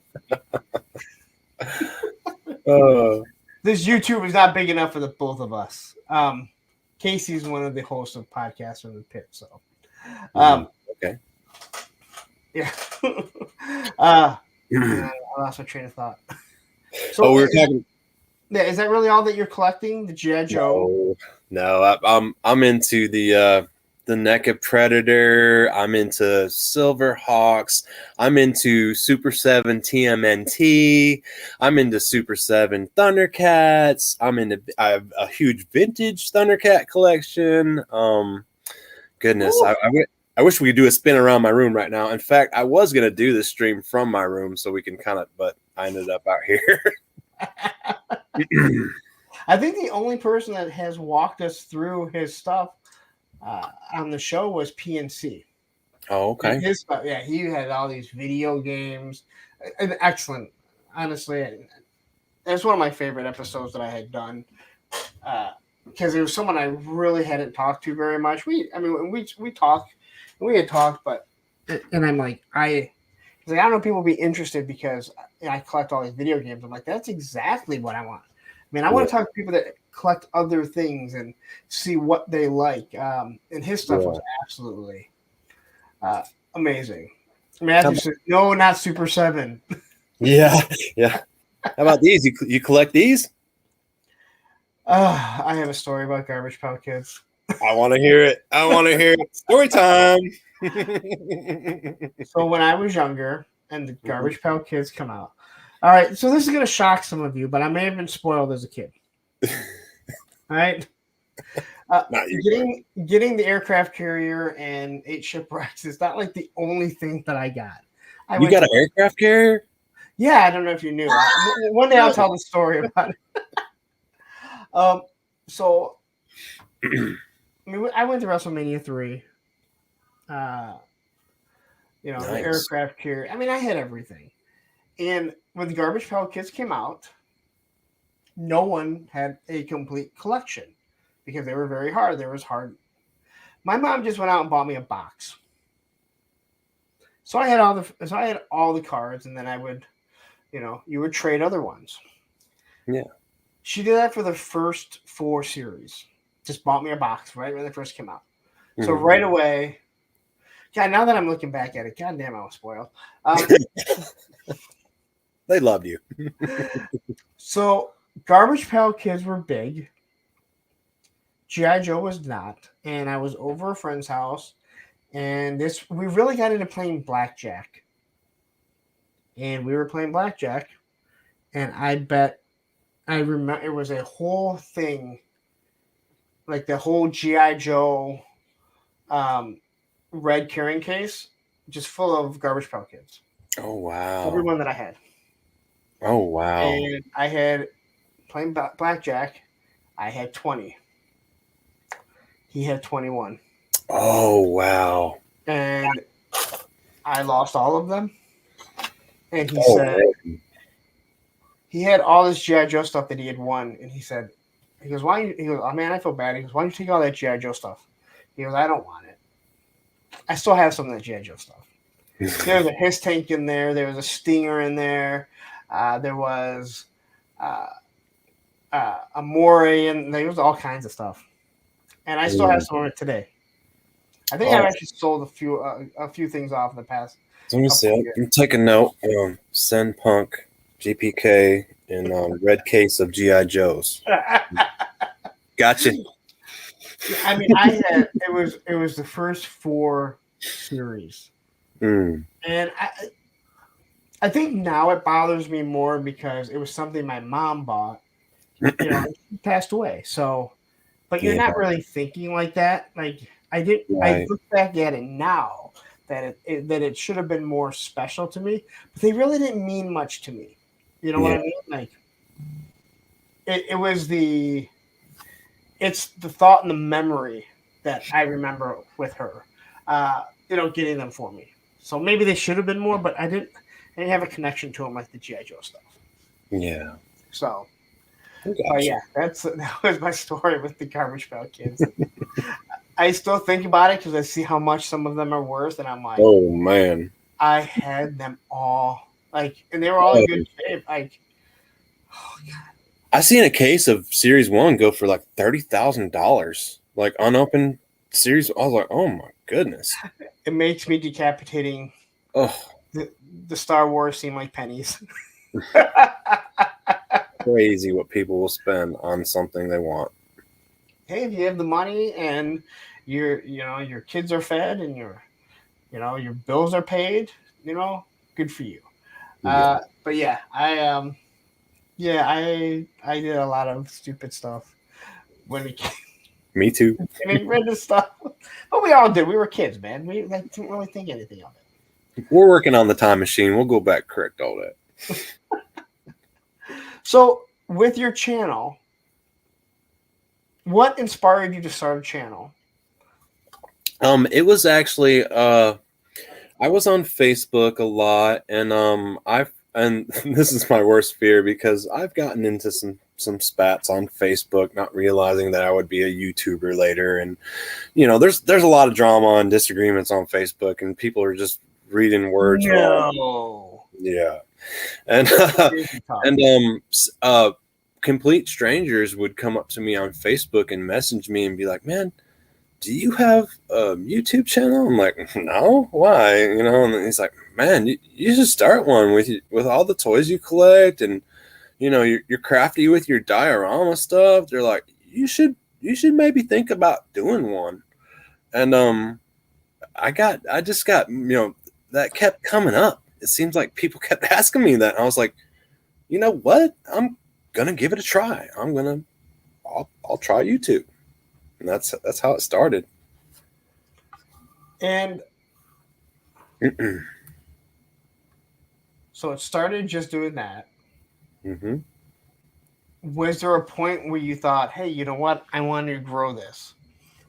Or did you just sit there and go, I'm just doing this. I'm just doing this for myself because I do really believe that I do believe for most of us, we get to a point where it's like, I want to grow this. Like, you no Yes. longer think of just like, hey, how can I? You start thinking, how can I better this video? How can I do something better to show to the people that are watching? Yes, and when I'm not, you hit it right on the head there. When I first started YouTube, it was more like to document my collection, to have it like there, on YouTube. People can enjoy it. I can enjoy it. If I was to pass, my kids might be able to, go see me on YouTube, whatever. And then, honestly, like when I started hanging out and just got introduced to you and the live chats and the community, and I was like, man, this is great. Like I can really I can probably produce some things that other people are really going to enjoy, and I enjoy doing it for them. And man, did it escalate. It just took off from there. I've been having a blast. I love it. It can be a lot of fun. It can be exhausting. Like I said, I've mentioned how many times, um, people don't see how much time I spend in this chair. And again, it's really no one's concern, but they don't realize like how much I spend not just doing my reviews, but also preparing the streams. The movie show that Matthew and I do, putting the slides together. Like you spend a lot of time, and you do get to the point when you start to grow, I believe, where it's like when something isn't doing as well, like Motu, Mm-hmm. I'll still collect it because I want to, but it's like, you know what?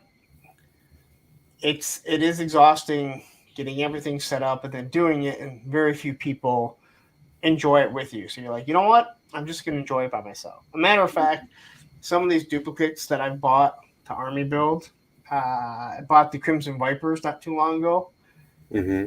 and I already done the review. I ordered like 2 more, and I'm just like, I opened them up, and I was like, this is so nice just to open them and not do it as a review. Right. Not I know making people are going to say, like, you don't have to do a review, but it's like, no, I understand, but that's what the channel is. Yeah.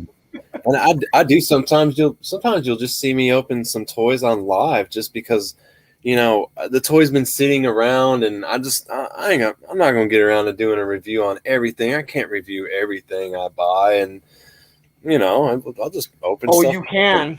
Yeah, I could.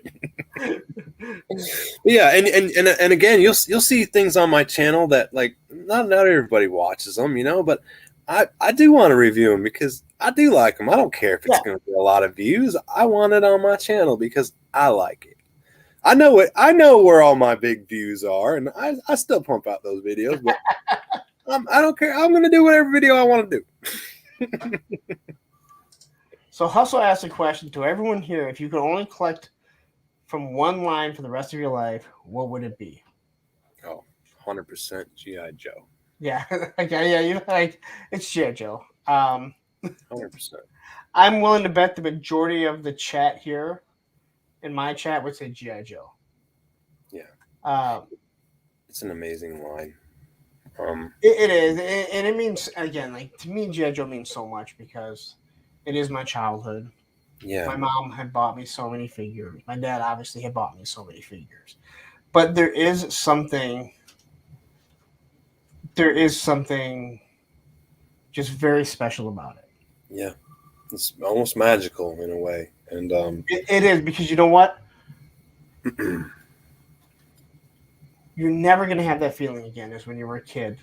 That's right. When like your biggest concern was that your mom came home with the wrong fucking figure, that she was being nice and bought you a figure from Kmart, and then you found out that they had one that you really wanted, and you whined and cried about it till she went out and got you another one.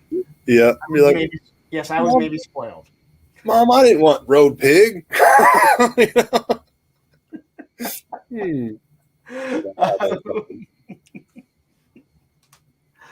But I think it's awesome that I didn't realize you had hit 1,000.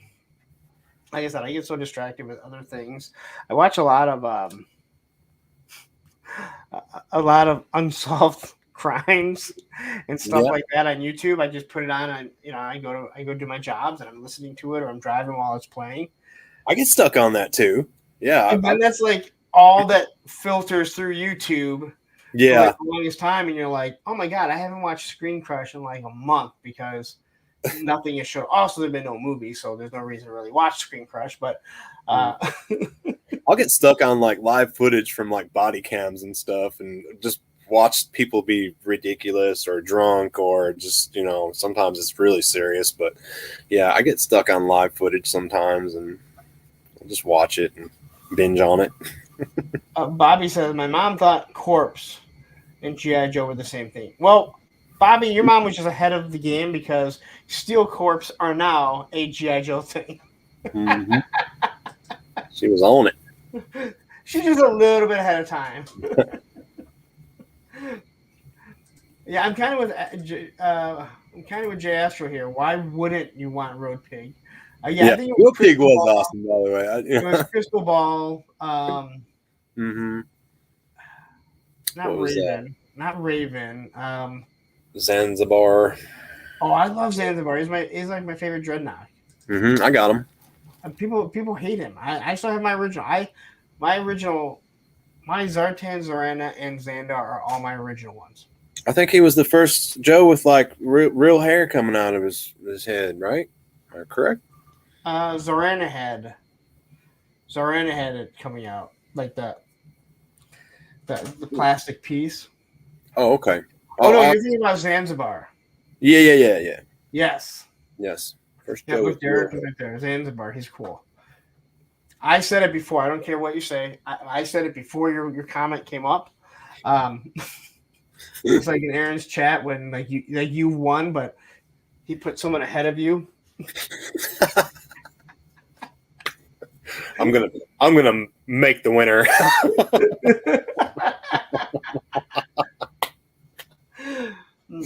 I would never do that. It was funny talking to Tony because he had like to say like "fuck this." And honestly, when Tony was chiming in like that, I felt so bad. I'm like, man, Tony Figs is so awesome. He does amazing stuff. I wish I could have turned it into his favor, right then and there. And yeah, hey Tony, I'll tell you what. If you're still in the chat, send me your address on my Insta and contact me, and I'm gonna send you a surprise. I was again. What aggravated me the most, like when you're like, no, it's still showing that it's not. I type slow, so the fact that I was able to get it in and see it, and I'm like yes, and then like because there's you asked it, I kept asking, I'm like, am I behind? Because I swear people were like, it was coming through as you were finishing them, and I'm like.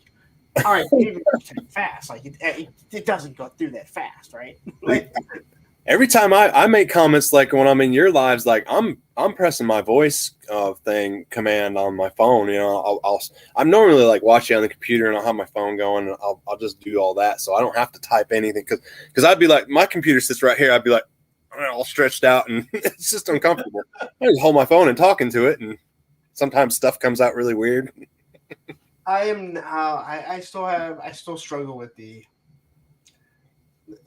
using the voice text. The voice text. I still struggle with that. Every now and then I'll do it when the iPhone is like, all right, dude, I have no idea the word that you're trying to fucking spell. But believe it or not, mine works fairly well. Well, no, it's just that I spelled so wrong. Like sometimes I spell so bad that the iPhone is just like, dude, I don't know what you're trying to spell, but it doesn't come close to a word. And then like I'll say it and I'll be like, oh, I see why the iPhone couldn't figure it out. Like, I fully understand why the iPhone was fucking up.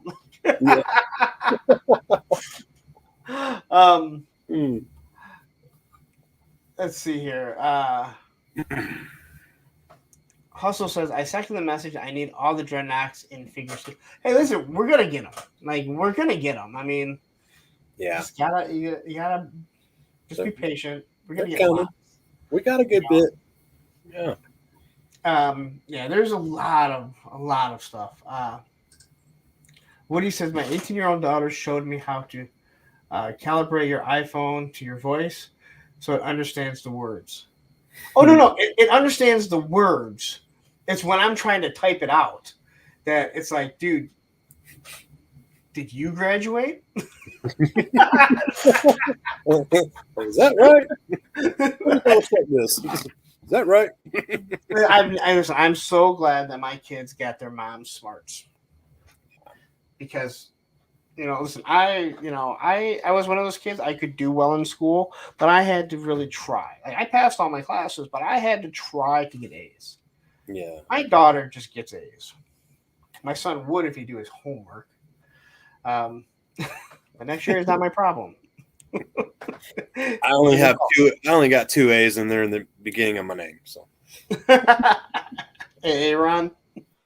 Aaron. Oh man, do I hear that 24/7? It doesn't bother me, but man, do I hear that a lot.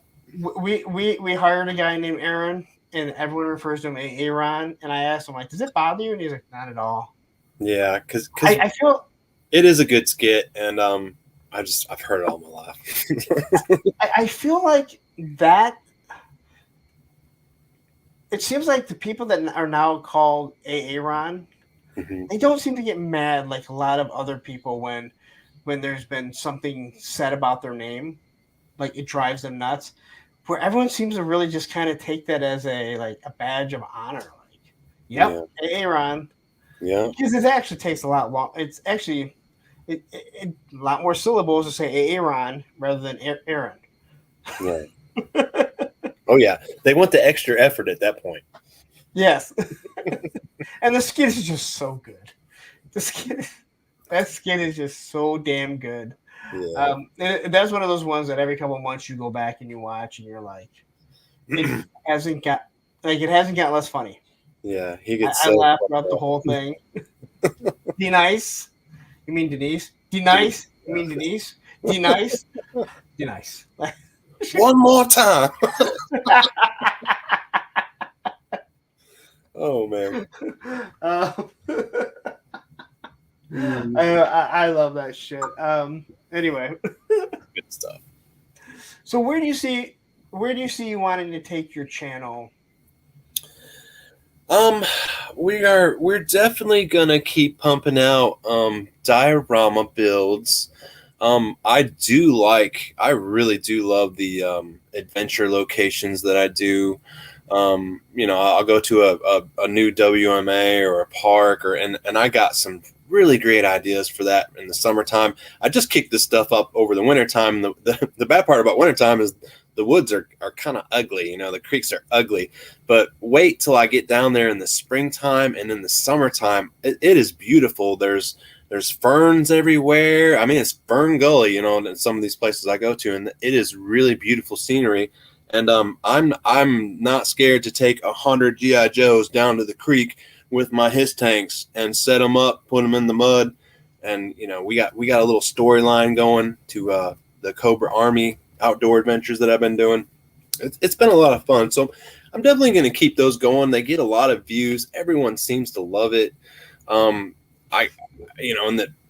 guess my ultimate goal would be if one of my daughters, ended up taking over the channel eventually. That'd be my ultimate, to see it surpass me, and she would become a toy enhancer. And do you know how I know Action Figs is not in the chat? Because you talked about taking it down to the mud, and he knows I'm cringing right now. He hasn't said a damn word. So he's probably over watching Aaron on podcast. Because he knows I'm like, oh my God. You said HISS tanks in the mud? You know the battery pack is, right? How many HISS tanks do you have? I just have 2 that are out of the box, and I can physically work with and do setups with. And I do clean them up and take care of them after the session or whatever. And I have a whole big tote filled with Vipers and Troopers, and because that's the whole skit of this storyline that I'm doing. It's based off of, they're all entitled Cobra Army, and then there's we're only in from 1 through 5 right now, and it's just basically me rolling into a WMA. You'll see me trail out. I'll give some recommendations of what to do when you're in the woods or something like that. We'll talk about something, and then there in the middle of the video, there's a storyline that we're following, and it goes on to the next one and to the next one. So, and he's got fucking 3 of them. I do. How many dragonflies did you order? 3. Got 3 coming. Yeah, I mean, I even like, if you ever notice, like when I do pictures, you'll see I try and put them like where like in the order. It kind of looks like they're that's the order of things are actually happening. But I don't do like as much as you are. Well, you had yours out in the snow, man. Okay, so that was. So I crazy. Well, I have a polar bear, and what I really wanted to do was I wanted to try and do, what is it called? Force. I don't know how to say it. No, because I had all the like the couple snowcats. I put them too far back. I wanted them to look like they were further back, but I really needed to move them more forward. And that's the only snow that we've really gotten. Yeah. Force perspective. Thank you very much, Matthew. And so that day turned into going grocery shopping, and my fucking battery was dead when I left. Oh man. Now, unfortunately, I can't speak for other manufacturers. Most Chryslers, especially the ones that are built on like the Dodge Journey frame, the battery is underneath the front wheel well. So the tire has to come off. You have to take and we had a Sebring that was like that. So yeah, they're built on the same frame. Yep. So if you do have a Dodge Avenger, if you have a car like that, they charge you labor because of this. But Walmart does not. They just charge you the price of the battery because you bought it there. Oh, so that's awesome. I had to wait for my dad. Well, I tried calling AAA. They were going to take like 5 hours to get there. So I call my dad. He comes, jumps me up, gives me a jump. I take it up to Walmart. They don't have the battery, and they can't check the other ones. I keep calling the one place. I'm like, fuck it, I'm going to drive up there. I drive over there. It's pretty far. I mean, it's not far away, but it's out of my way, like way out of my way. They have it. They look busy. I asked the guy, I'm like, hey, how long is it going to take? He goes, probably about 2 hours, hour and a half, 2 hours. I'm like, are you sure? Because listen, if I need to have someone pick me up, I can. No. I come back up like 2 hours later after walking around and eating. And the guy's like, yeah, I really don't know if we're going to have it done today. I'm like, why couldn't you fucking tell me this before? Like, oh my goodness. I had my work vehicle to get me around, but now I have to call my dad. He has to come pick me up. So I was just pissed. Pissed. And I wanted to take some pictures in the snow. And I got home. I still had other shit I had to do. And I'm like, you know what? It was getting dark. I'm like, I think I get enough light. I grabbed everything. I pretty much had the figures already posed as it was. Luckily, I want to say it was, I forget who it was, but someone made a comment about, yeah, it's not bad posing your figures as long as you pose them before you take them out because they freeze up. And I did that. So everything was pretty much already posed. Not, I would not have thought of that. Yeah, I wouldn't either. That's pretty smart. So I ran everything out there, and I posed everything, and I took my pictures, and it was starting to get dark when I did the first, and I didn't even post the pictures because it was still too light. It was starting to get dark when I hit the Cobra light, searching for snow job, and I'm like, well, half hour it's gonna be dark, so I'm gonna come back out. So I just left it out for a half hour. it actually worked out better because I absolutely love those pictures. And Yes. to all the people that say, do you really need electronics? Every fucking morning before I leave for work because it's still dark, I hit that button. I love it. Like it's fun. Hit it. Yeah, I'm the When I hit same. the Hit it dragonfly, anytime I can. yeah. When I have the dragonfly, I'll hit them both. Yep. My only issue is I wish that there was a plug so they could be on all the time. Yeah. Because if it gets on all the time, My toy collection's in my bedroom, so I get to I can turn the lights on low, and I can fall asleep and look at my entire toy collection that just wraps around my whole bedroom. And honestly, I really like it because like I'll get ideas while I'm trying to fall asleep or while I'm thinking about stuff, and I'll just make a little note in my phone, if it's a really good one, and that's how sometimes my ideas pop up.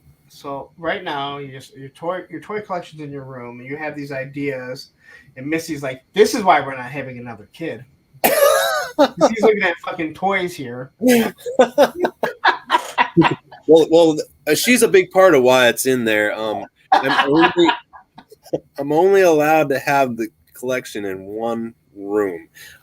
Yes, I do have my garage, which we're in now, and that's where I do all my work. And there's a bunch of toys in here too, but I can only have it in one room. And it used to be in the living room area, because we have like an extra dining room that we don't even use and stuff, and it was all jammed into there. But I was running out of space in that nook, and I'm like, "Do you mind if I just put some of these in the bedroom?" She's like, "You can put them in the bedroom, but I don't want them out here no more." So it was either one or the other. I was like, well, we didn't have much in our bedroom to begin with for some reason, and we have a huge bedroom. I was like, oh, I'm gonna conquer the bedroom in there, and they are wall to wall in there. I mean, there's not even a space left.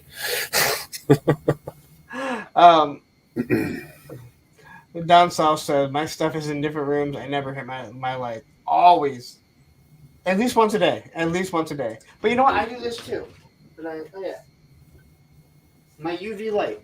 Yes. I'm not gonna, dude. Honest to God, I turn everything off every single night. I sit up there for like 2 minutes. Yes.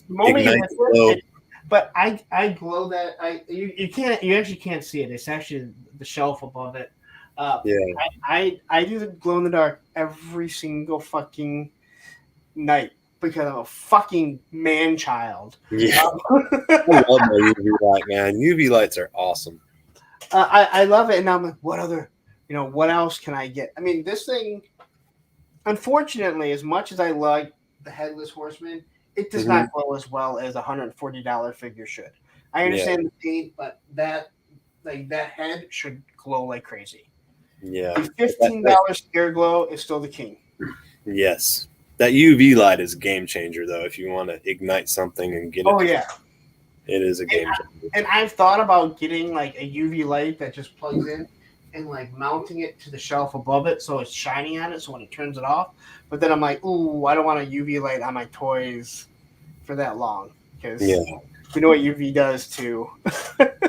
Right. This thing is hot too. Like, oh yeah. Like it doesn't take long, and the whole top of it starts getting warm really quickly.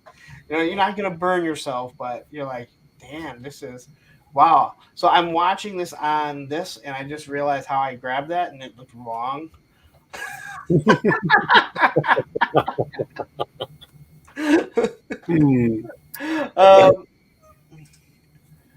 Woody says, I only got 6 mole rats down south. Your arm is bigger than mine. Watching your videos the other day. So this will make the mole rats glow too. Yeah. Because your regular lights don't do shit. Mm-hmm. Yeah, and UV lights are not good for your eyes. Well, I don't shine them in my eyes. My eyes don't glow.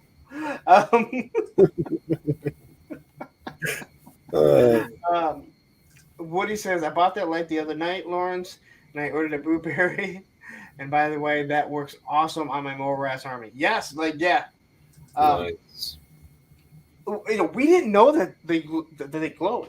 Everyone was like debating it, and Bobby B and I had already done the review, and I was like, dude, have you checked this? And I hit up Lenny when I could still talk to Lenny. I can't Mm-hmm. talk to fucking Lenny now because some asshole fucking nuked my fucking Instagram account. So now we don't follow each other. Yeah.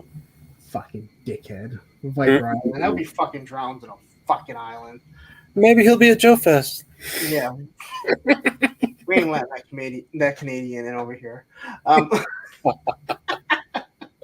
when I hit Lenny up, he was like, yeah, like it glows in the dark. But you really have to like either have I didn't. light. Yeah, Or, I didn't know until I watched your video, man. I had no clue, and then I seen your video, and I was like, oh, this is awesome. That's because I got home and I was so excited to go do it. Like I was so excited to get down, get home, get upstairs in my bathroom. I'm like, yeah, that's where you did. I remember. Time. But I'll tell you. Here, let me grab it really quick here. So this thing here, Super 7 bragged about it, and I'm like, this thing doesn't glow or shit. I mean, and it still doesn't glow great. It's the snake eyes that came with the Blind Woodsman. Yes, I haven't opened mine. I have it. This thing will make him glow. Like he does glow. It fades super quickly. Mm-hmm. It's very disappointing that they do it like that, but it does glow. So I do leave them up there. But it is like everything else. If I just pass with this fucking light, it starts glowing. I mean, like I said, Scare Glow is like a fucking lamp. Yeah. But the whole Mythic Legions, the whole box is awesome. The box lights up. The Boo Berry is awesome. Yeah, so I love that. Nice. Dangling Danger Man says, I have one mole rat and it kind of sucks. Really? You don't like? Does it suck because you only have one? Or you don't like? I don't like. I like the figure. I actually ordered a second one because I'm like, I have to have a masthead and an unmasked head. Yeah, I need to get a second one. I'm only stuck with one too, so don't feel bad. I had only ordered one. I actually paid $30 from Walmart, which made no sense. Down South 77 says, Pugma Toys, I've got to show you guys the UV light I've got. I've had one for work for like 4 years. Forgot all about it being in my work truck. What is it, like one that like... But this thing's just fun, like walking around. And my daughter was about to go to sleep, and I went in her room, and I started like, I'm just shining stuff.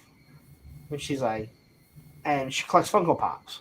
Yeah. And I go past one, and I'm like, ooh, it glows. Which one is that?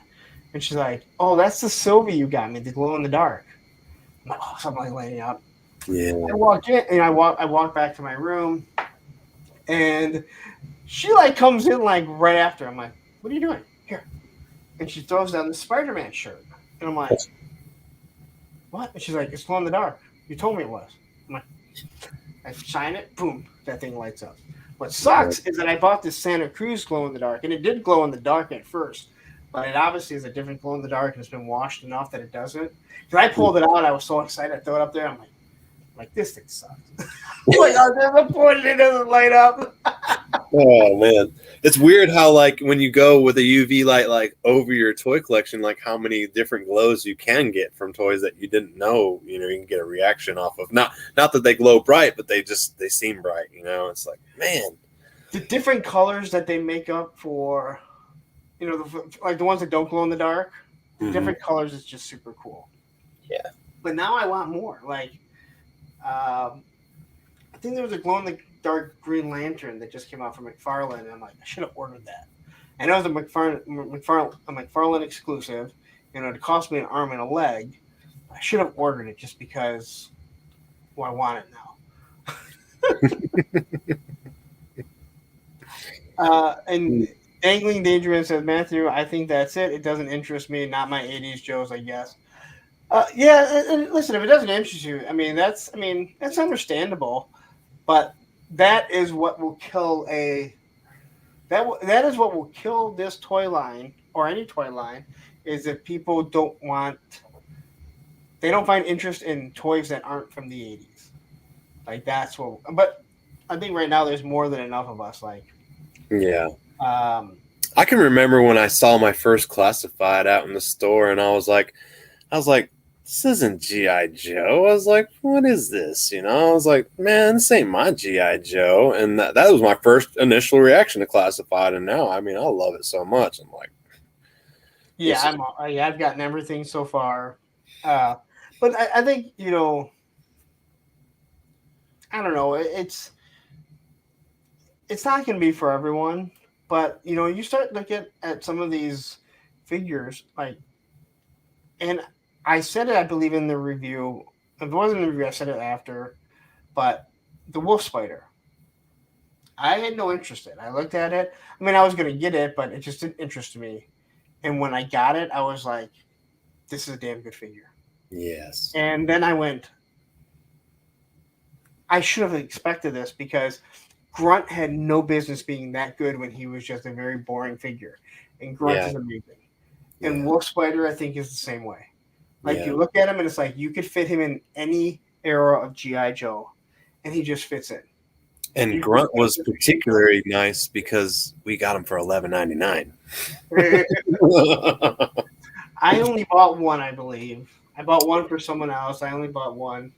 And then, so I have two. Well, I had two. Johnny Reno sent me a custom one. So, it has a little bit of different paint that he did, along with some gridiron gear. So I have 3 Grunts. But all those people that were buying them up like crazy, it's crazy. Oh, but I guess, good for them. It is crazy to see what people have bought up. Yeah. Like, I always say, like, when I see people that are buying crazy amounts, I don't wonder, like, what they do for work or how they can afford it. I wonder how much space do they have. But you're going out in the woods and you're doing stuff, Some of these people are just buying them and they're all in the boxes, and it's like, they're just army building. Like, what do you want? Army building boxes. Yeah. And I guess you can do whatever you want, but I've mentioned it before. If your retirement plan is you think you're going to buy these figures and then sell them at a profit, you're going to lose out. Yeah, you're going to be very mistaken. In fact, that brings me to, I seen a Facebook post today where someone was like, oh yeah, my his tank is, sitting in the corner with, I haven't even opened it up, and because I don't have space for it, and all these weird comments. And I made some comment on there. I know they probably didn't like it, but I was like, how can you buy something like that and not make space for it? Like, how can you just leave it in a box? It's one of the his tank is one of the best toys that has come out in the line. How can you do that? It is so much fun. Oh, and I just feel so bad for people like that. I just want to go over and like make them sit down and open their his tank right now. Let's do it. Woody, here's where you're mistaken. You can army build the boxes. I watch people do it. They got them stacked up. It's not fun, but you can army build boxes. I have tons of boxes of Joe's up above me. Yeah, to me, again, like, do whatever you want with your toys. But I don't understand why people, again. I give them away. Yeah, if you're buying that many and you're leaving them in the box, yeah, you're buying them because you think that they're going to be worth money and that you can flip them. Yeah, and that's a very, very bad way to think about a toy collection. Yes. If you're going to collect a toy collection, don't ever anticipate on it like making you rich or anything like that. You should just buy it because you love that stuff, or you're going to be like me, like you're going to give that stuff away on your channel for prizes or something like that, or just give it, when some stranger, or not stranger, but some kid comes over, a friend of yours, you can give them a Joe, and you can introduce a child that's never seen classified maybe, and you can send them home with a couple figures, and that may spark that flame to where and if you're like, if you're like, hey, you know what? I ordered the Hiss. I'm not going to open that Mickey Mouse Cobra Commander because it's probably going to be worth money. That's one thing. You know, you're taking like one figure out of a whole thing and you're like, I'm not going to open this one. And I can understand that because you're like, hey, maybe you're going to turn around and be like, I already got the other one. I can sell this for 150, 200 bucks, whatever it's worth later on, and recoup some of my money. But you're not buying it for that sole purpose. And listen, if you know a figure is worth a lot of money, and we really don't see it anymore, but like if there was a Viper out there that you knew was worth a lot of money, and you saw it and you're like, hey, I'm going to buy this and I'm going to, great. It's when you're hunting them all down and no one else has the option to buy it. That's when it becomes very aggravating. Yeah. But I bought 3 Vipers. I ended up selling one for like 80 or 90 bucks on eBay. I put it up for like 30. It sold for either 80 or 90. And when I bought 3, it was the day they came out. And I sat down and I had opened one up and my son came down and he was looking at them and I'm like, I don't know if I should sell one. He's like, how much can you get for it? I was like, well, again on eBay, they're going for like $80. And he goes, how much were they? I go, 20. He's like, so you could pay for everything and even make some money? I'm like, yeah. And he goes, you should sell one. And guess what? I did. And then I got more. I might have been the one that bought it off you on eBay. Well, then I apologize. Nah. I love my Vipers. You know, I hope that they do. I hope the classified gets to a point where they will redo molds and they'll do a new Viper. Yes. Because I love it happens with Marvel Legends and Star Wars.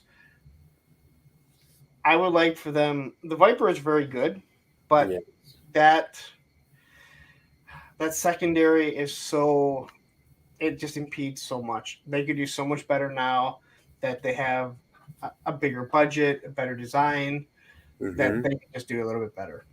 I just picked up I just got it from Amazon, the face shield that you can put on your face, and I'm going to actually make a cosplay Viper helmet. Okay. I just got it today, so I have I'm going to start with that visor, and we're going to do like the light foam, and I'm going to sculpt the helmet out of that. So if it goes good, it goes good. If it doesn't, I'll just throw it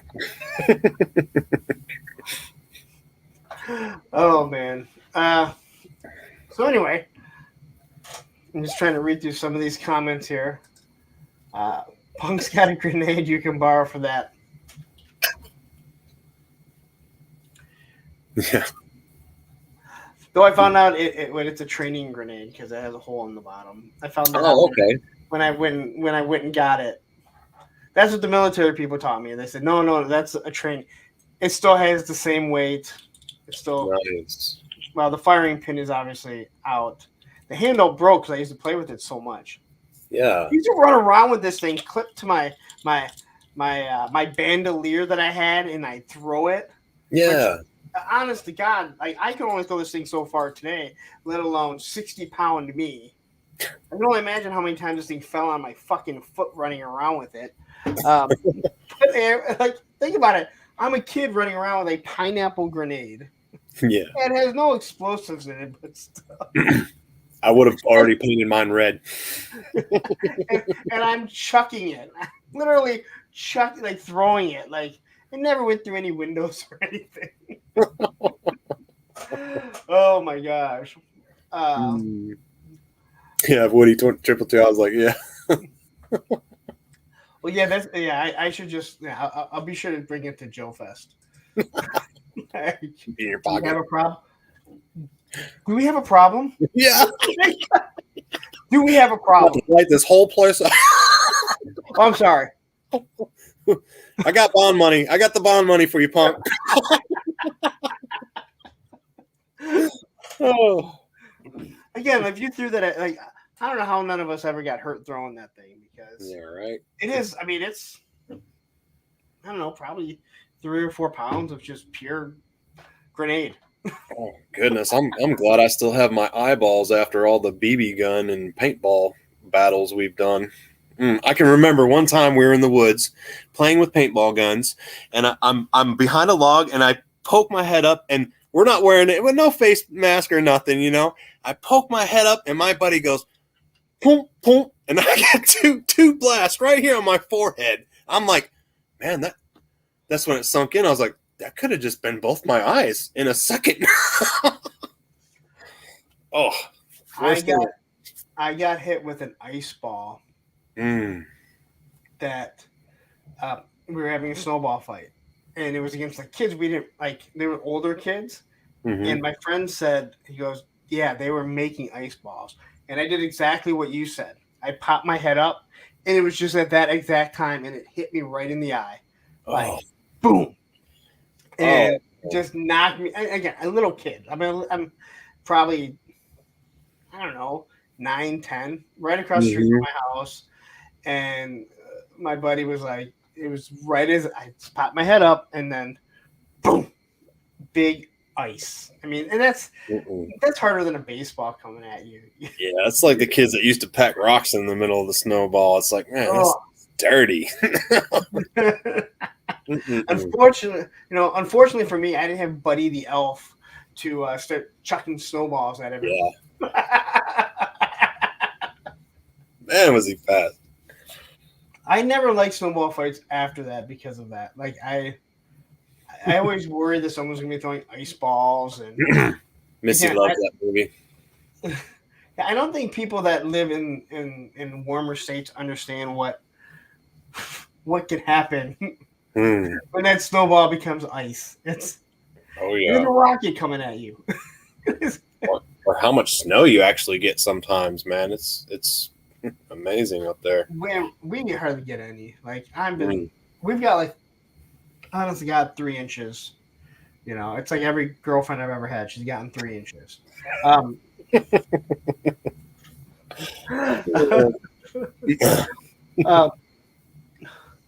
But yeah, it's it is, you know, we get so lucky, and I think it's just because of where we're at in Detroit and the Great Lakes and everything. Because for years I would sit there and watch, and I'm like looking, I'm like, oh, good Ohio's getting slammed. Grand Rapids, which is the west side of the state, they're getting hit. Up north, obviously, you're looking at Buffalo, and then I'm looking outside going, well, there's a dusting. It's cold as shit out. I mean, it's 5 below out, but there ain't no damn snow. Woody says it's snowing in Rhode Island right now. It snowed today. We got like maybe a half inch, and then it all melted. Oh man, I was working in a t-shirt today with the sun just blaring on me. It was almost summertime today out here. It must be rough. Yeah, it was rough doing the work I was doing. So, let me ask you. So you're going to Joe Fest, right? Mm-hmm. You going for all 3 days? Yep. Now, who's gonna be watching your? How old are your kids? Our youngest is 9, and then I have 2 daughters. I have 2 daughters that are their birthday. One has a birthday on the same day as me. All right, and then the other one's on the 22nd of February. So she's turning 16 and 15. So, yeah. Wow. Yep. So who's gonna watch them while you guys are gone? I'm probably rolling to Joe Fest by myself this year, and I might bring my youngest daughter with me. So I'm gonna do it because honestly, I'm probably just gonna go there and prop up for one night and then travel back. I might spend one night actually out there, but I'll just make the travel because I drive so much. Like I'm used to like my commute for an hour and a half is normal to me on the daily. Like I know that feeling. Yeah, but it's that drive home. Yeah, especially if you're gonna drive back the next morning, you're gonna be like, why am I doing this? But I'll do it. You get a half hour away, you're like, why the hell did I do this? I've always like those people that work at Taco Bell or McDonald's and they close and they're like, I gotta be back in 4 hours to open up, and I'm like, ugh. Who the hell did the schedule like that? Like, who did you so dirty? Who did you piss off that they said, "Hey, you get to go home for 4 hours, shower, and come back and work again"? It's like, where's your free time? Ooh. Yeah, no, like, yeah, I think I can't wait. I'm so, and Tony and I have talked about it. I don't even care about Joe Fest. I care about like meeting all these people that I've got to know and actually meeting Yes. them in person. Yeah, that's going to be Tony and I were talking about it. I'm like, listen, if somebody said, hey, this year in Kansas City, well, let's not say Kansas City because I don't want to go there right now. Just in Idaho, we're going to this mall for 3 days. All these people that we've met on YouTube, we're just going to hang out for 3 fucking days, go to some restaurants. I'd be like, let's go. Like, it'd be so much fun. Yeah. Matthew's going to go to DFW. We're all going to be at Joe Fest. Right? So Matthew will get his autographs. We're all going to hang out together. Matthew, that's hinting that you should really come to Joe Fest. Yes. Yeah. I know DFW is like right around the corner from you, but another cool con is the Dragon Con that we have here in Atlanta. I've heard that. It's like a 5-day freaking party fest, like through 5 blocks of the city, and it is wild. It is wild. I didn't know it got so crunk down there at nighttime, and me and Missy actually got to sneak down last year and enjoy some of that, and it was crunk. Matthew, but see, none of us care about the Joe creators.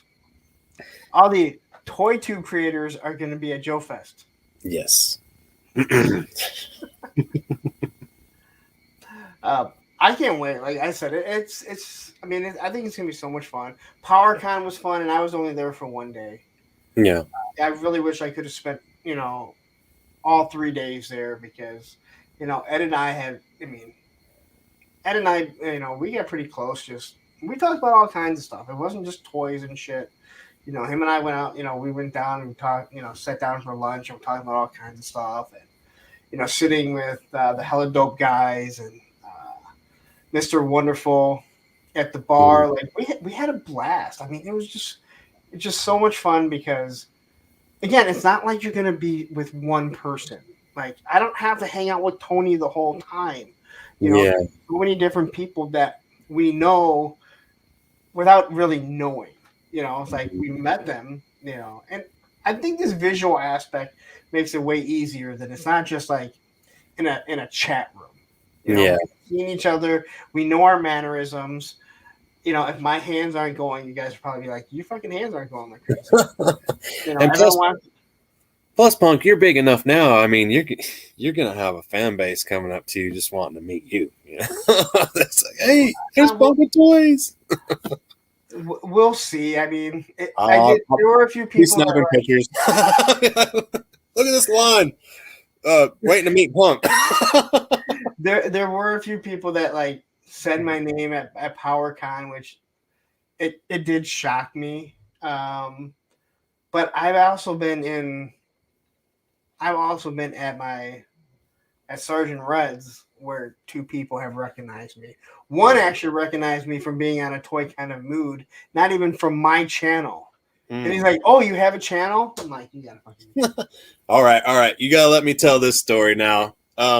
This revolves around this sweater. Okay, I got this sweatshirt from Punk, and it shipped it right out. I'm going into a local Ollie's down here, just in Cartersville, Georgia, and wait. There is your Southern accent. It's Ollie's.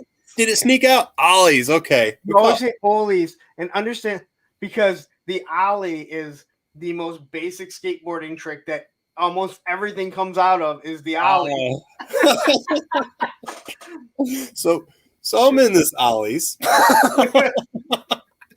And I totally forget that I even have the sweater on, and I'm looking at toys. It's a little bit before Christmas, and I'm trying to get those discounts and seeing what's popping in, and this young man, I don't, very young, maybe 18, 19, 17, something like that. He didn't even look 20 years old, is what I'm saying. And he's like, hey man, he's like, are you a toy collector? I was like, yeah. I was like, I collect some toys. And he's like, oh man, because I just know. He's like, I like the merch. And I'm like, I'm looking at him. I'm like, what'd you just say to me? Like, and oh, you like this? I was like, Punk with toys, and it blew me away because he was a younger fella. He's like, yeah, man, I watch him. He's like, and this is in Cartersville, Georgia, so don't tell me that there ain't gonna be a line at Joe Fest to come meet and greet you. But it blew me away. I was like, first day out with the shirt, didn't even realize what was going on, what happened. I was like, oh man, yeah.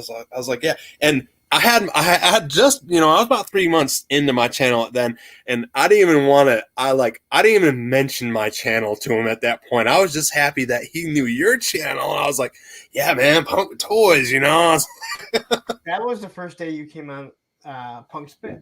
Yes, it was. Yep. Because, again, so like when someone buys merchandise, and believe me, not a lot of people buy the merch. So I can see when something sells, and I saw that a coffee mug and a sweatshirt sold. And of course I'm like, I wonder who bought it. And then you show up with it on, and then you're like, oh, I got a story. And I was like, okay. Well. And then I'm like, yeah, it's very flattering.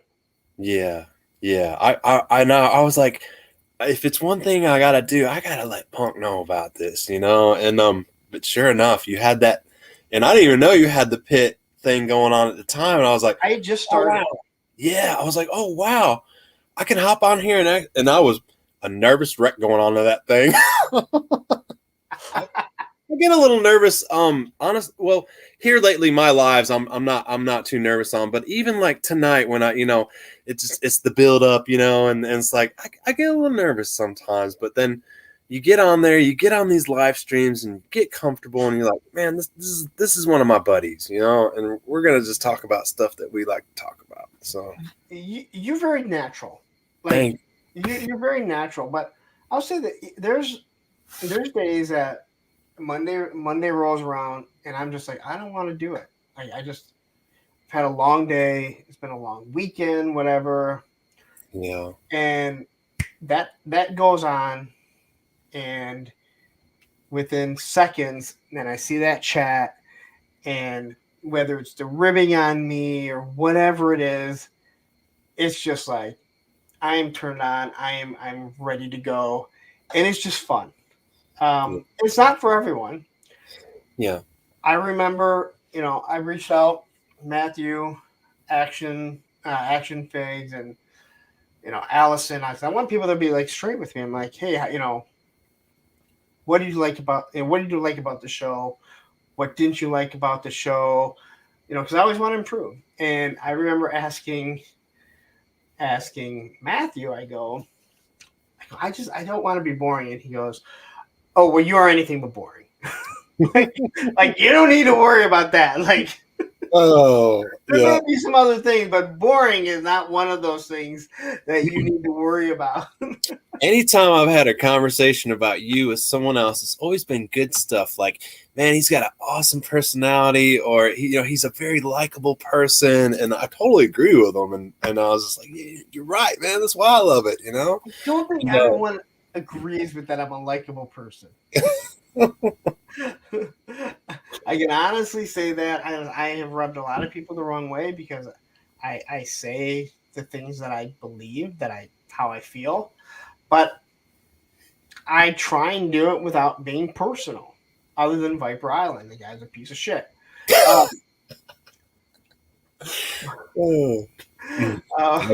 agree. But again, people think like if you say something bad about someone's product, you're putting them down, and it's like, no, I'm talking about, I try not to get too involved in some of that stuff. Again, for a Detroit guy, you're fine, Punk. But again, I it's very flattering to me, and like I said, I've had 2 guys come up to me in Sergeant Reds. Well, I take it back. One guy, John, the owner, was like, "Hey, this guy has his own channel." He goes, "Well, I know who he is," and I really didn't believe him because I thought he was just trying to like, oh wow, I just kind of want to make the guy feel good. He's like, "Yeah, you're a punk with toys, right?" And I was like, "Oh what?" And then the one guy, he was looking at me, and I realized that he recognized me. Yeah. I assumed he recognized me from my channel, not from being on a punk or a toy kind of mood. Wow. But yeah, like I said, I would be a liar if I acted naive, like I don't know, where I'm at. But there are a lot of people that don't like me, and again, you can read through the chats, and again, that's one thing I got to do. I said I'm gonna start reading, like just doing channel member video of reading through the bad comments, the people telling me that I need to learn how to do this and learn my stuff. Oh, wow. And that was one of my big fears coming into YouTube was like, man, am I going to get a bunch of bad comments on these videos and stuff? And I've only gotten like maybe a couple, and they weren't really even that bad yet. But and watch now, like probably everyone's just going to go out and put a bad comment just to be like, I don't really mess with the Toy Enhancer now. But yeah, I really haven't been hit with bad comments on my videos. Not yet.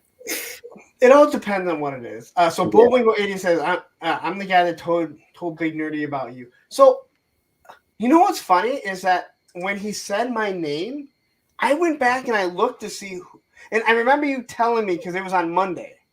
Because he said it on Monday before. And I remember you saying that.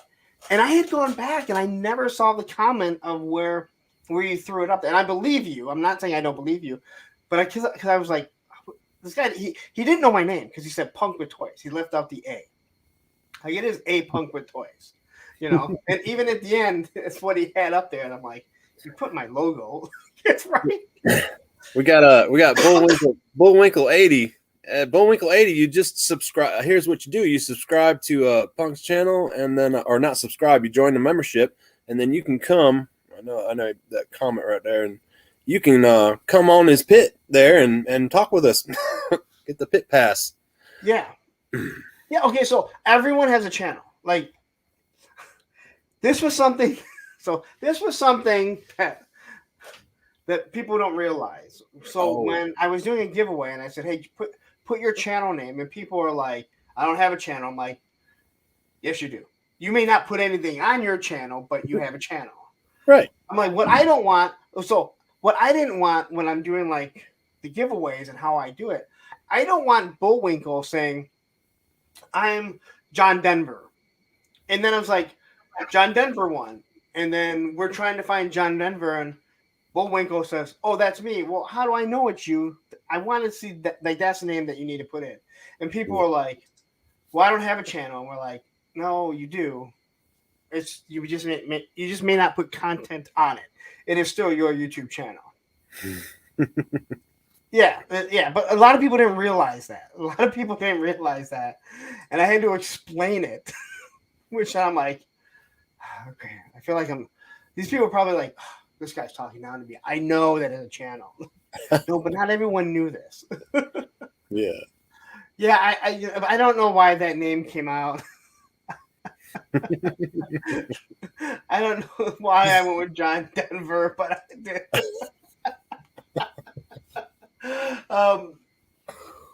But yeah, it's like I said, it is very flattering. Everything that you said, and I definitely do. I do appreciate it. I appreciate everything, and like I said, I wanted to give back, and just shooting you, that little comment. And look, like I sent you a little comment, just say, hey, keep up the good work or whatever. And then it was like 3 or 4 weeks later that you're in the live stream, and you're like, hey, you shot this over or whatever. Oh, okay. And then next thing I know, you're on the stream with me, and things just seem to escalate. Yeah, and you're doing a wonderful job. Like you really are. Thank you. Instagram. I love you. I love your channel. you are my top #1 search when I'm doing. I'm like, what has Punk put up today? I get notified when you put things up. Man, I'm like, yeah, I'm always checking it out because I'm think, goodness, you'll probably always be my favorite channel until I piss you off. I don't think that can happen. When I tell people, I'm like, if I haven't pissed you off yet, just wait. if I haven't offended you yet, just give it another week. It would take a lot to make me mad. That's what I always say. I'm like no one on here. There's no one here on YouTube that's going to do anything to offend me, because this sounds awful. Not one person here has anything to do with my life per se. You know what I mean? Like, once you start to make friends, that's different. But again, like, unless if you're threatening my family or something, I don't care. If you come in and you're a rude ass, we're just gonna get rid of you. Yeah. I don't need a subscriber that bad. Yeah, and there's times when people will disagree, and we can disagree, and that's what discussion's about. It's. Yes, people don't realize that these days, that you can disagree with someone. How you can have different political beliefs and yet still have conversations with them. Absolutely. And like Largo and I had talked about, like, you can have an argument doesn't mean that you're yelling and screaming. An argument is a discussion. Yeah, and you don't have to hate that person because they disagree with you. It's just you're trying to look at two different perspectives. Yeah, I mean, again, if you say that Viper Island is your favorite YouTube channel, I'm going to go, you don't seem that bright. But sure, don't give it time and you'll learn. Yeah, it didn't take me long to catch on to Swiper Island. It didn't take me long, and I don't mean if you do like Swiper, I'm not trying to change your mind about it. It's just that's what happened to me. I just got to that conclusion. I'm not gonna subscribe. See, so this is where shit starts. Like, this is exactly it. Graph. Whoa. Let's relax on let's not hate people talk. Let's not get crazy. Old Snake. Out of nowhere. He's been probably lurking the whole time.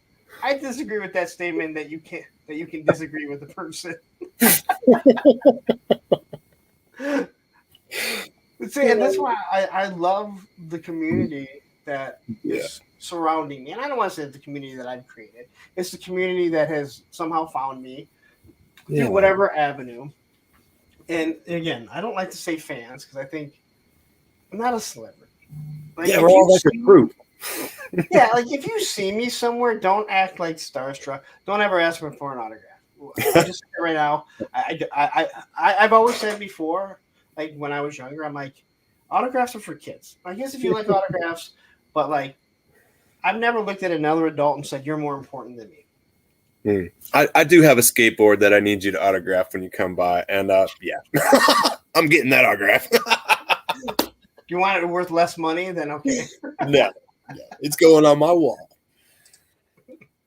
Old Snake, I know who you are, so it's not like you haven't been in the chat before. So I know who you are. Like, you're on Monday's show all the time, so you're just lurking today, which is fine. I mean, it's fine if someone wants to lurk, and sometimes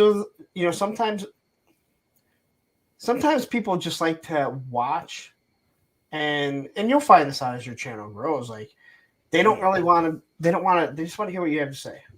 Yeah, there's many nights where I've been watching you, and I would just have you going, and I'm listening, but I'm like working on my stuff at the same time, and I'm just listening. So I'm sometimes people will like holler at me in the chat, and if I don't respond like that, that's mainly what's going on. Is like I'm not looking at the chatter, I'm just listening to everything that's going on, and I'm busy working on my stuff while I'm doing that. But man, I can understand the people that just sit back there and listen, and they're not necessarily going to be kicking in the chat.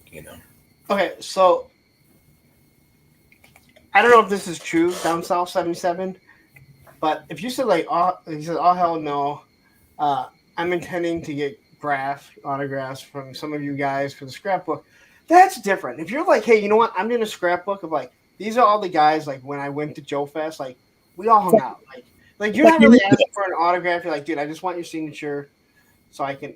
Believe me, if you're gonna try and take, if you're gonna try and steal my identity, good luck. Cause I ain't getting shit. Yeah, like having a yearbook signed by your buddies, you know? Yeah, like that I think is actually kind of cool, to be honest. Like that's just like these are all the people. Because to me, that's what pictures are for. Like that's what I like pictures for.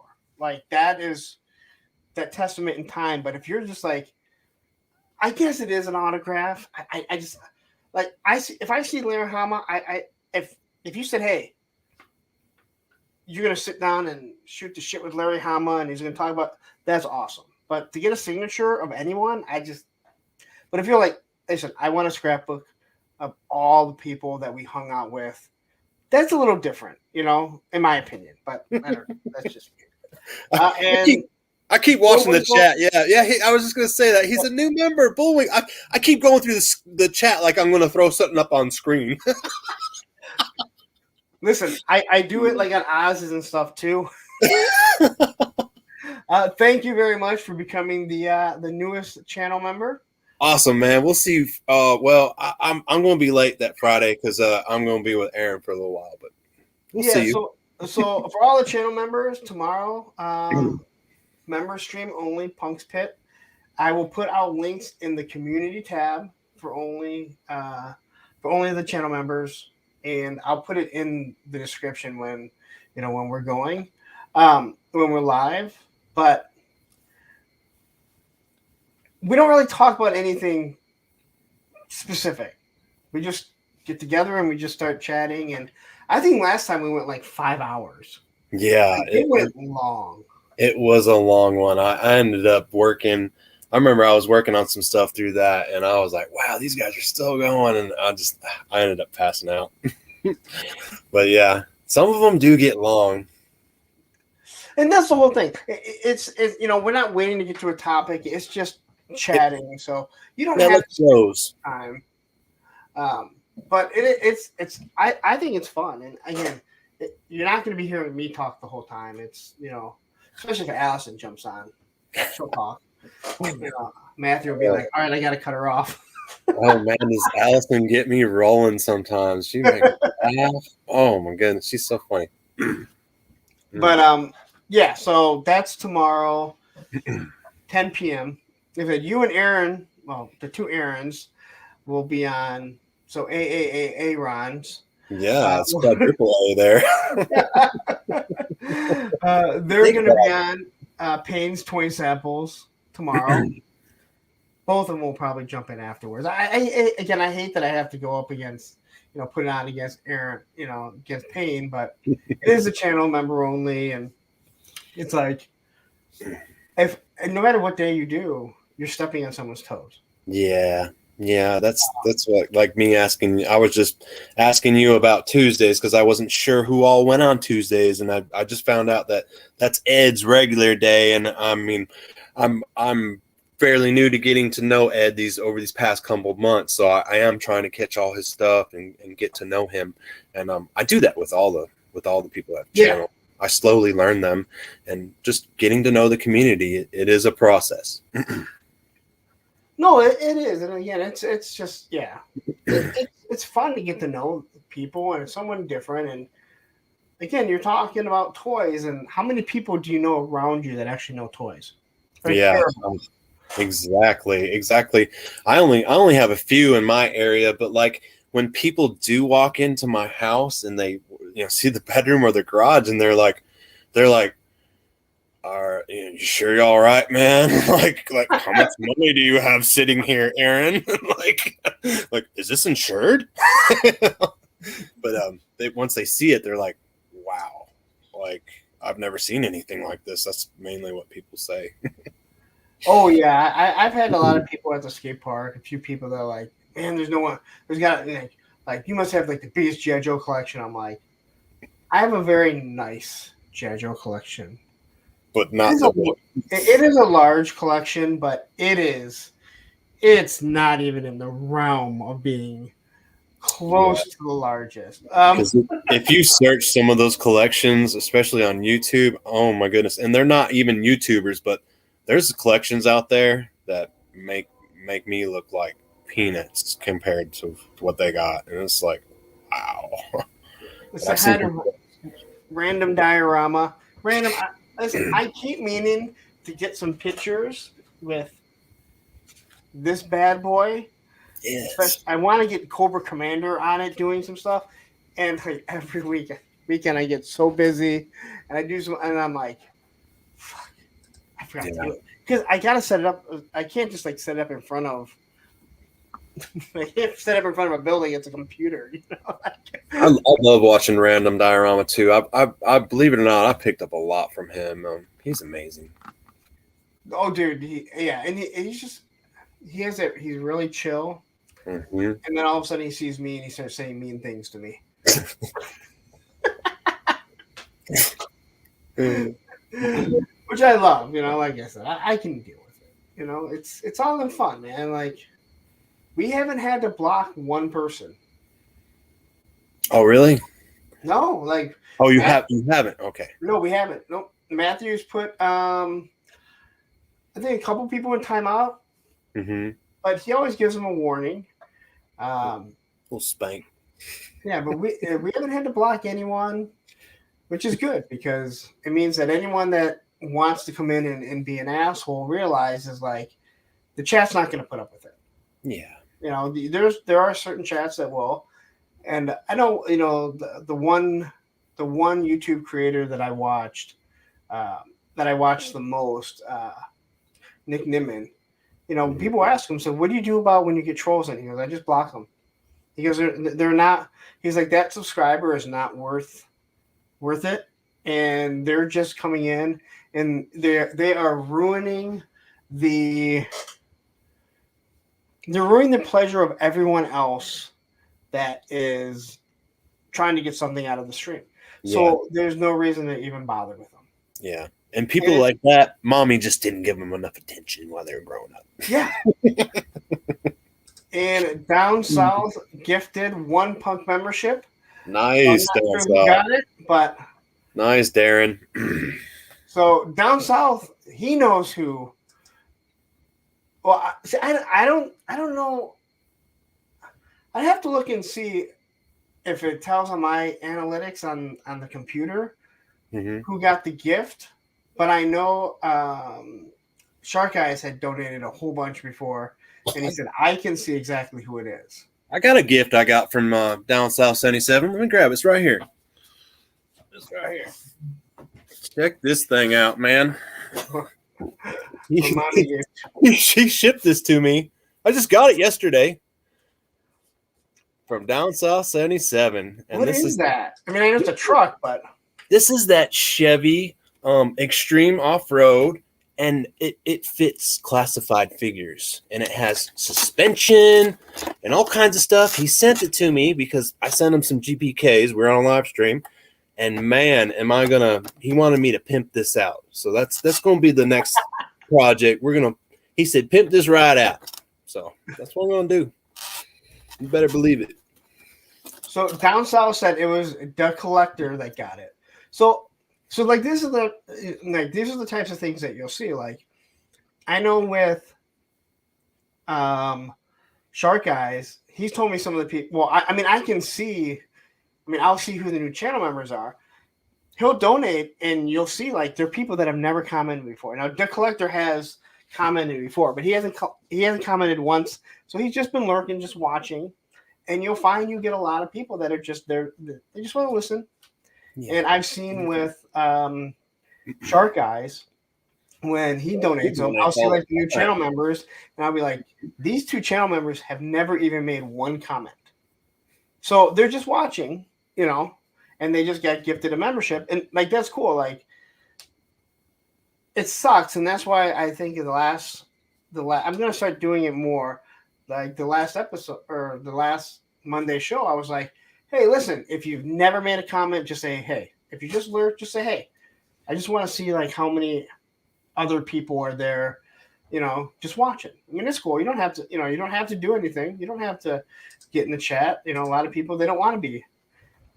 They enjoy my rambling for some odd reason, but that's a good idea though, for them to just just throw up an emoji or something, and just be like, hey, I'm here, I'm listening. Random. I've never made a comment.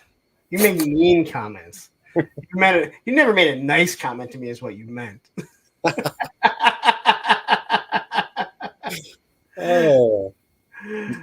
Well, I think we should wrap it up. It's been 3 hours. Wow, that Tell flew by. everyone where they can find you.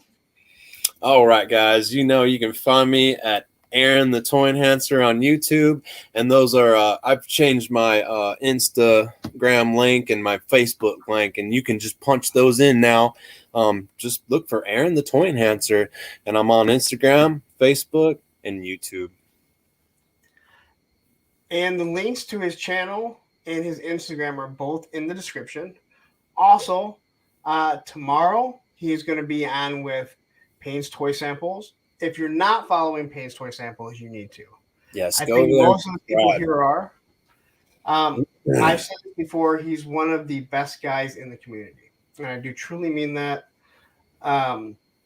Maybe it's the name Arron. I can't be, because there's that one Arron from Columbus, Ohio, that's an Ohio State fan. So it's clearly not the name. Ted, you can tell Arron that I said that too. But yeah, here is the link to Payne's Toy Samples tomorrow. And then here is the Toy Enhancers, Arron. All these Arrons, like, it's so weird. Like, well, it's weird because like Payne is like a name like you would say Payne, right? Calling you the Toy Enhancer, I can't talk to you and say, hey, Toy Enhancer. Yeah, it is a lot. It is a lot, and I was just gonna like break it down to like ATT. Hey, what's up, ATT? Or something. I've been thinking of some things to break that down a little bit. You're just Arron, but like Payne is like Payne, but I also like I know him. Like I've talked to him. Like he's Arron, but I gotta remember sometimes I'm talking to another Arron, and it is weird. Like people have started to refer to me as Punk. Yeah, I enjoy calling you Punk, but and it's not to like put you down or anything. I mean, that's your name, man. I'm like, what's up, Punk? And it's all, I just love saying that. And Newfie here, great show, guys. Really enjoyable. Listen to you while working. Well, thank you. All right, well, let's wrap it up. Tomorrow, Payne's Toy Samples. Arrons are going to be on. It's going to be confusing as fuck. I'm just referring. I'll only be able to be in it for a little bit because we're going live right after you guys go. But I'll be in there to call everyone Arron throughout the whole thing. Anyway, if you're a channel member, check us out tomorrow, 10 p.m. and then on Monday, 9 p.m. Arron, thank you so much for joining me. I had a great talk with you. Thank you, Lawrence. It was awesome, and it flew by. I can't even believe it's after 12 now. Yeah, my bladder would disagree that it flew by. Yeah, 2 cups of coffee in, yeah. Anyway, everyone, have a wonderful night, and we will see you all tomorrow and or on Monday. Thanks, guys.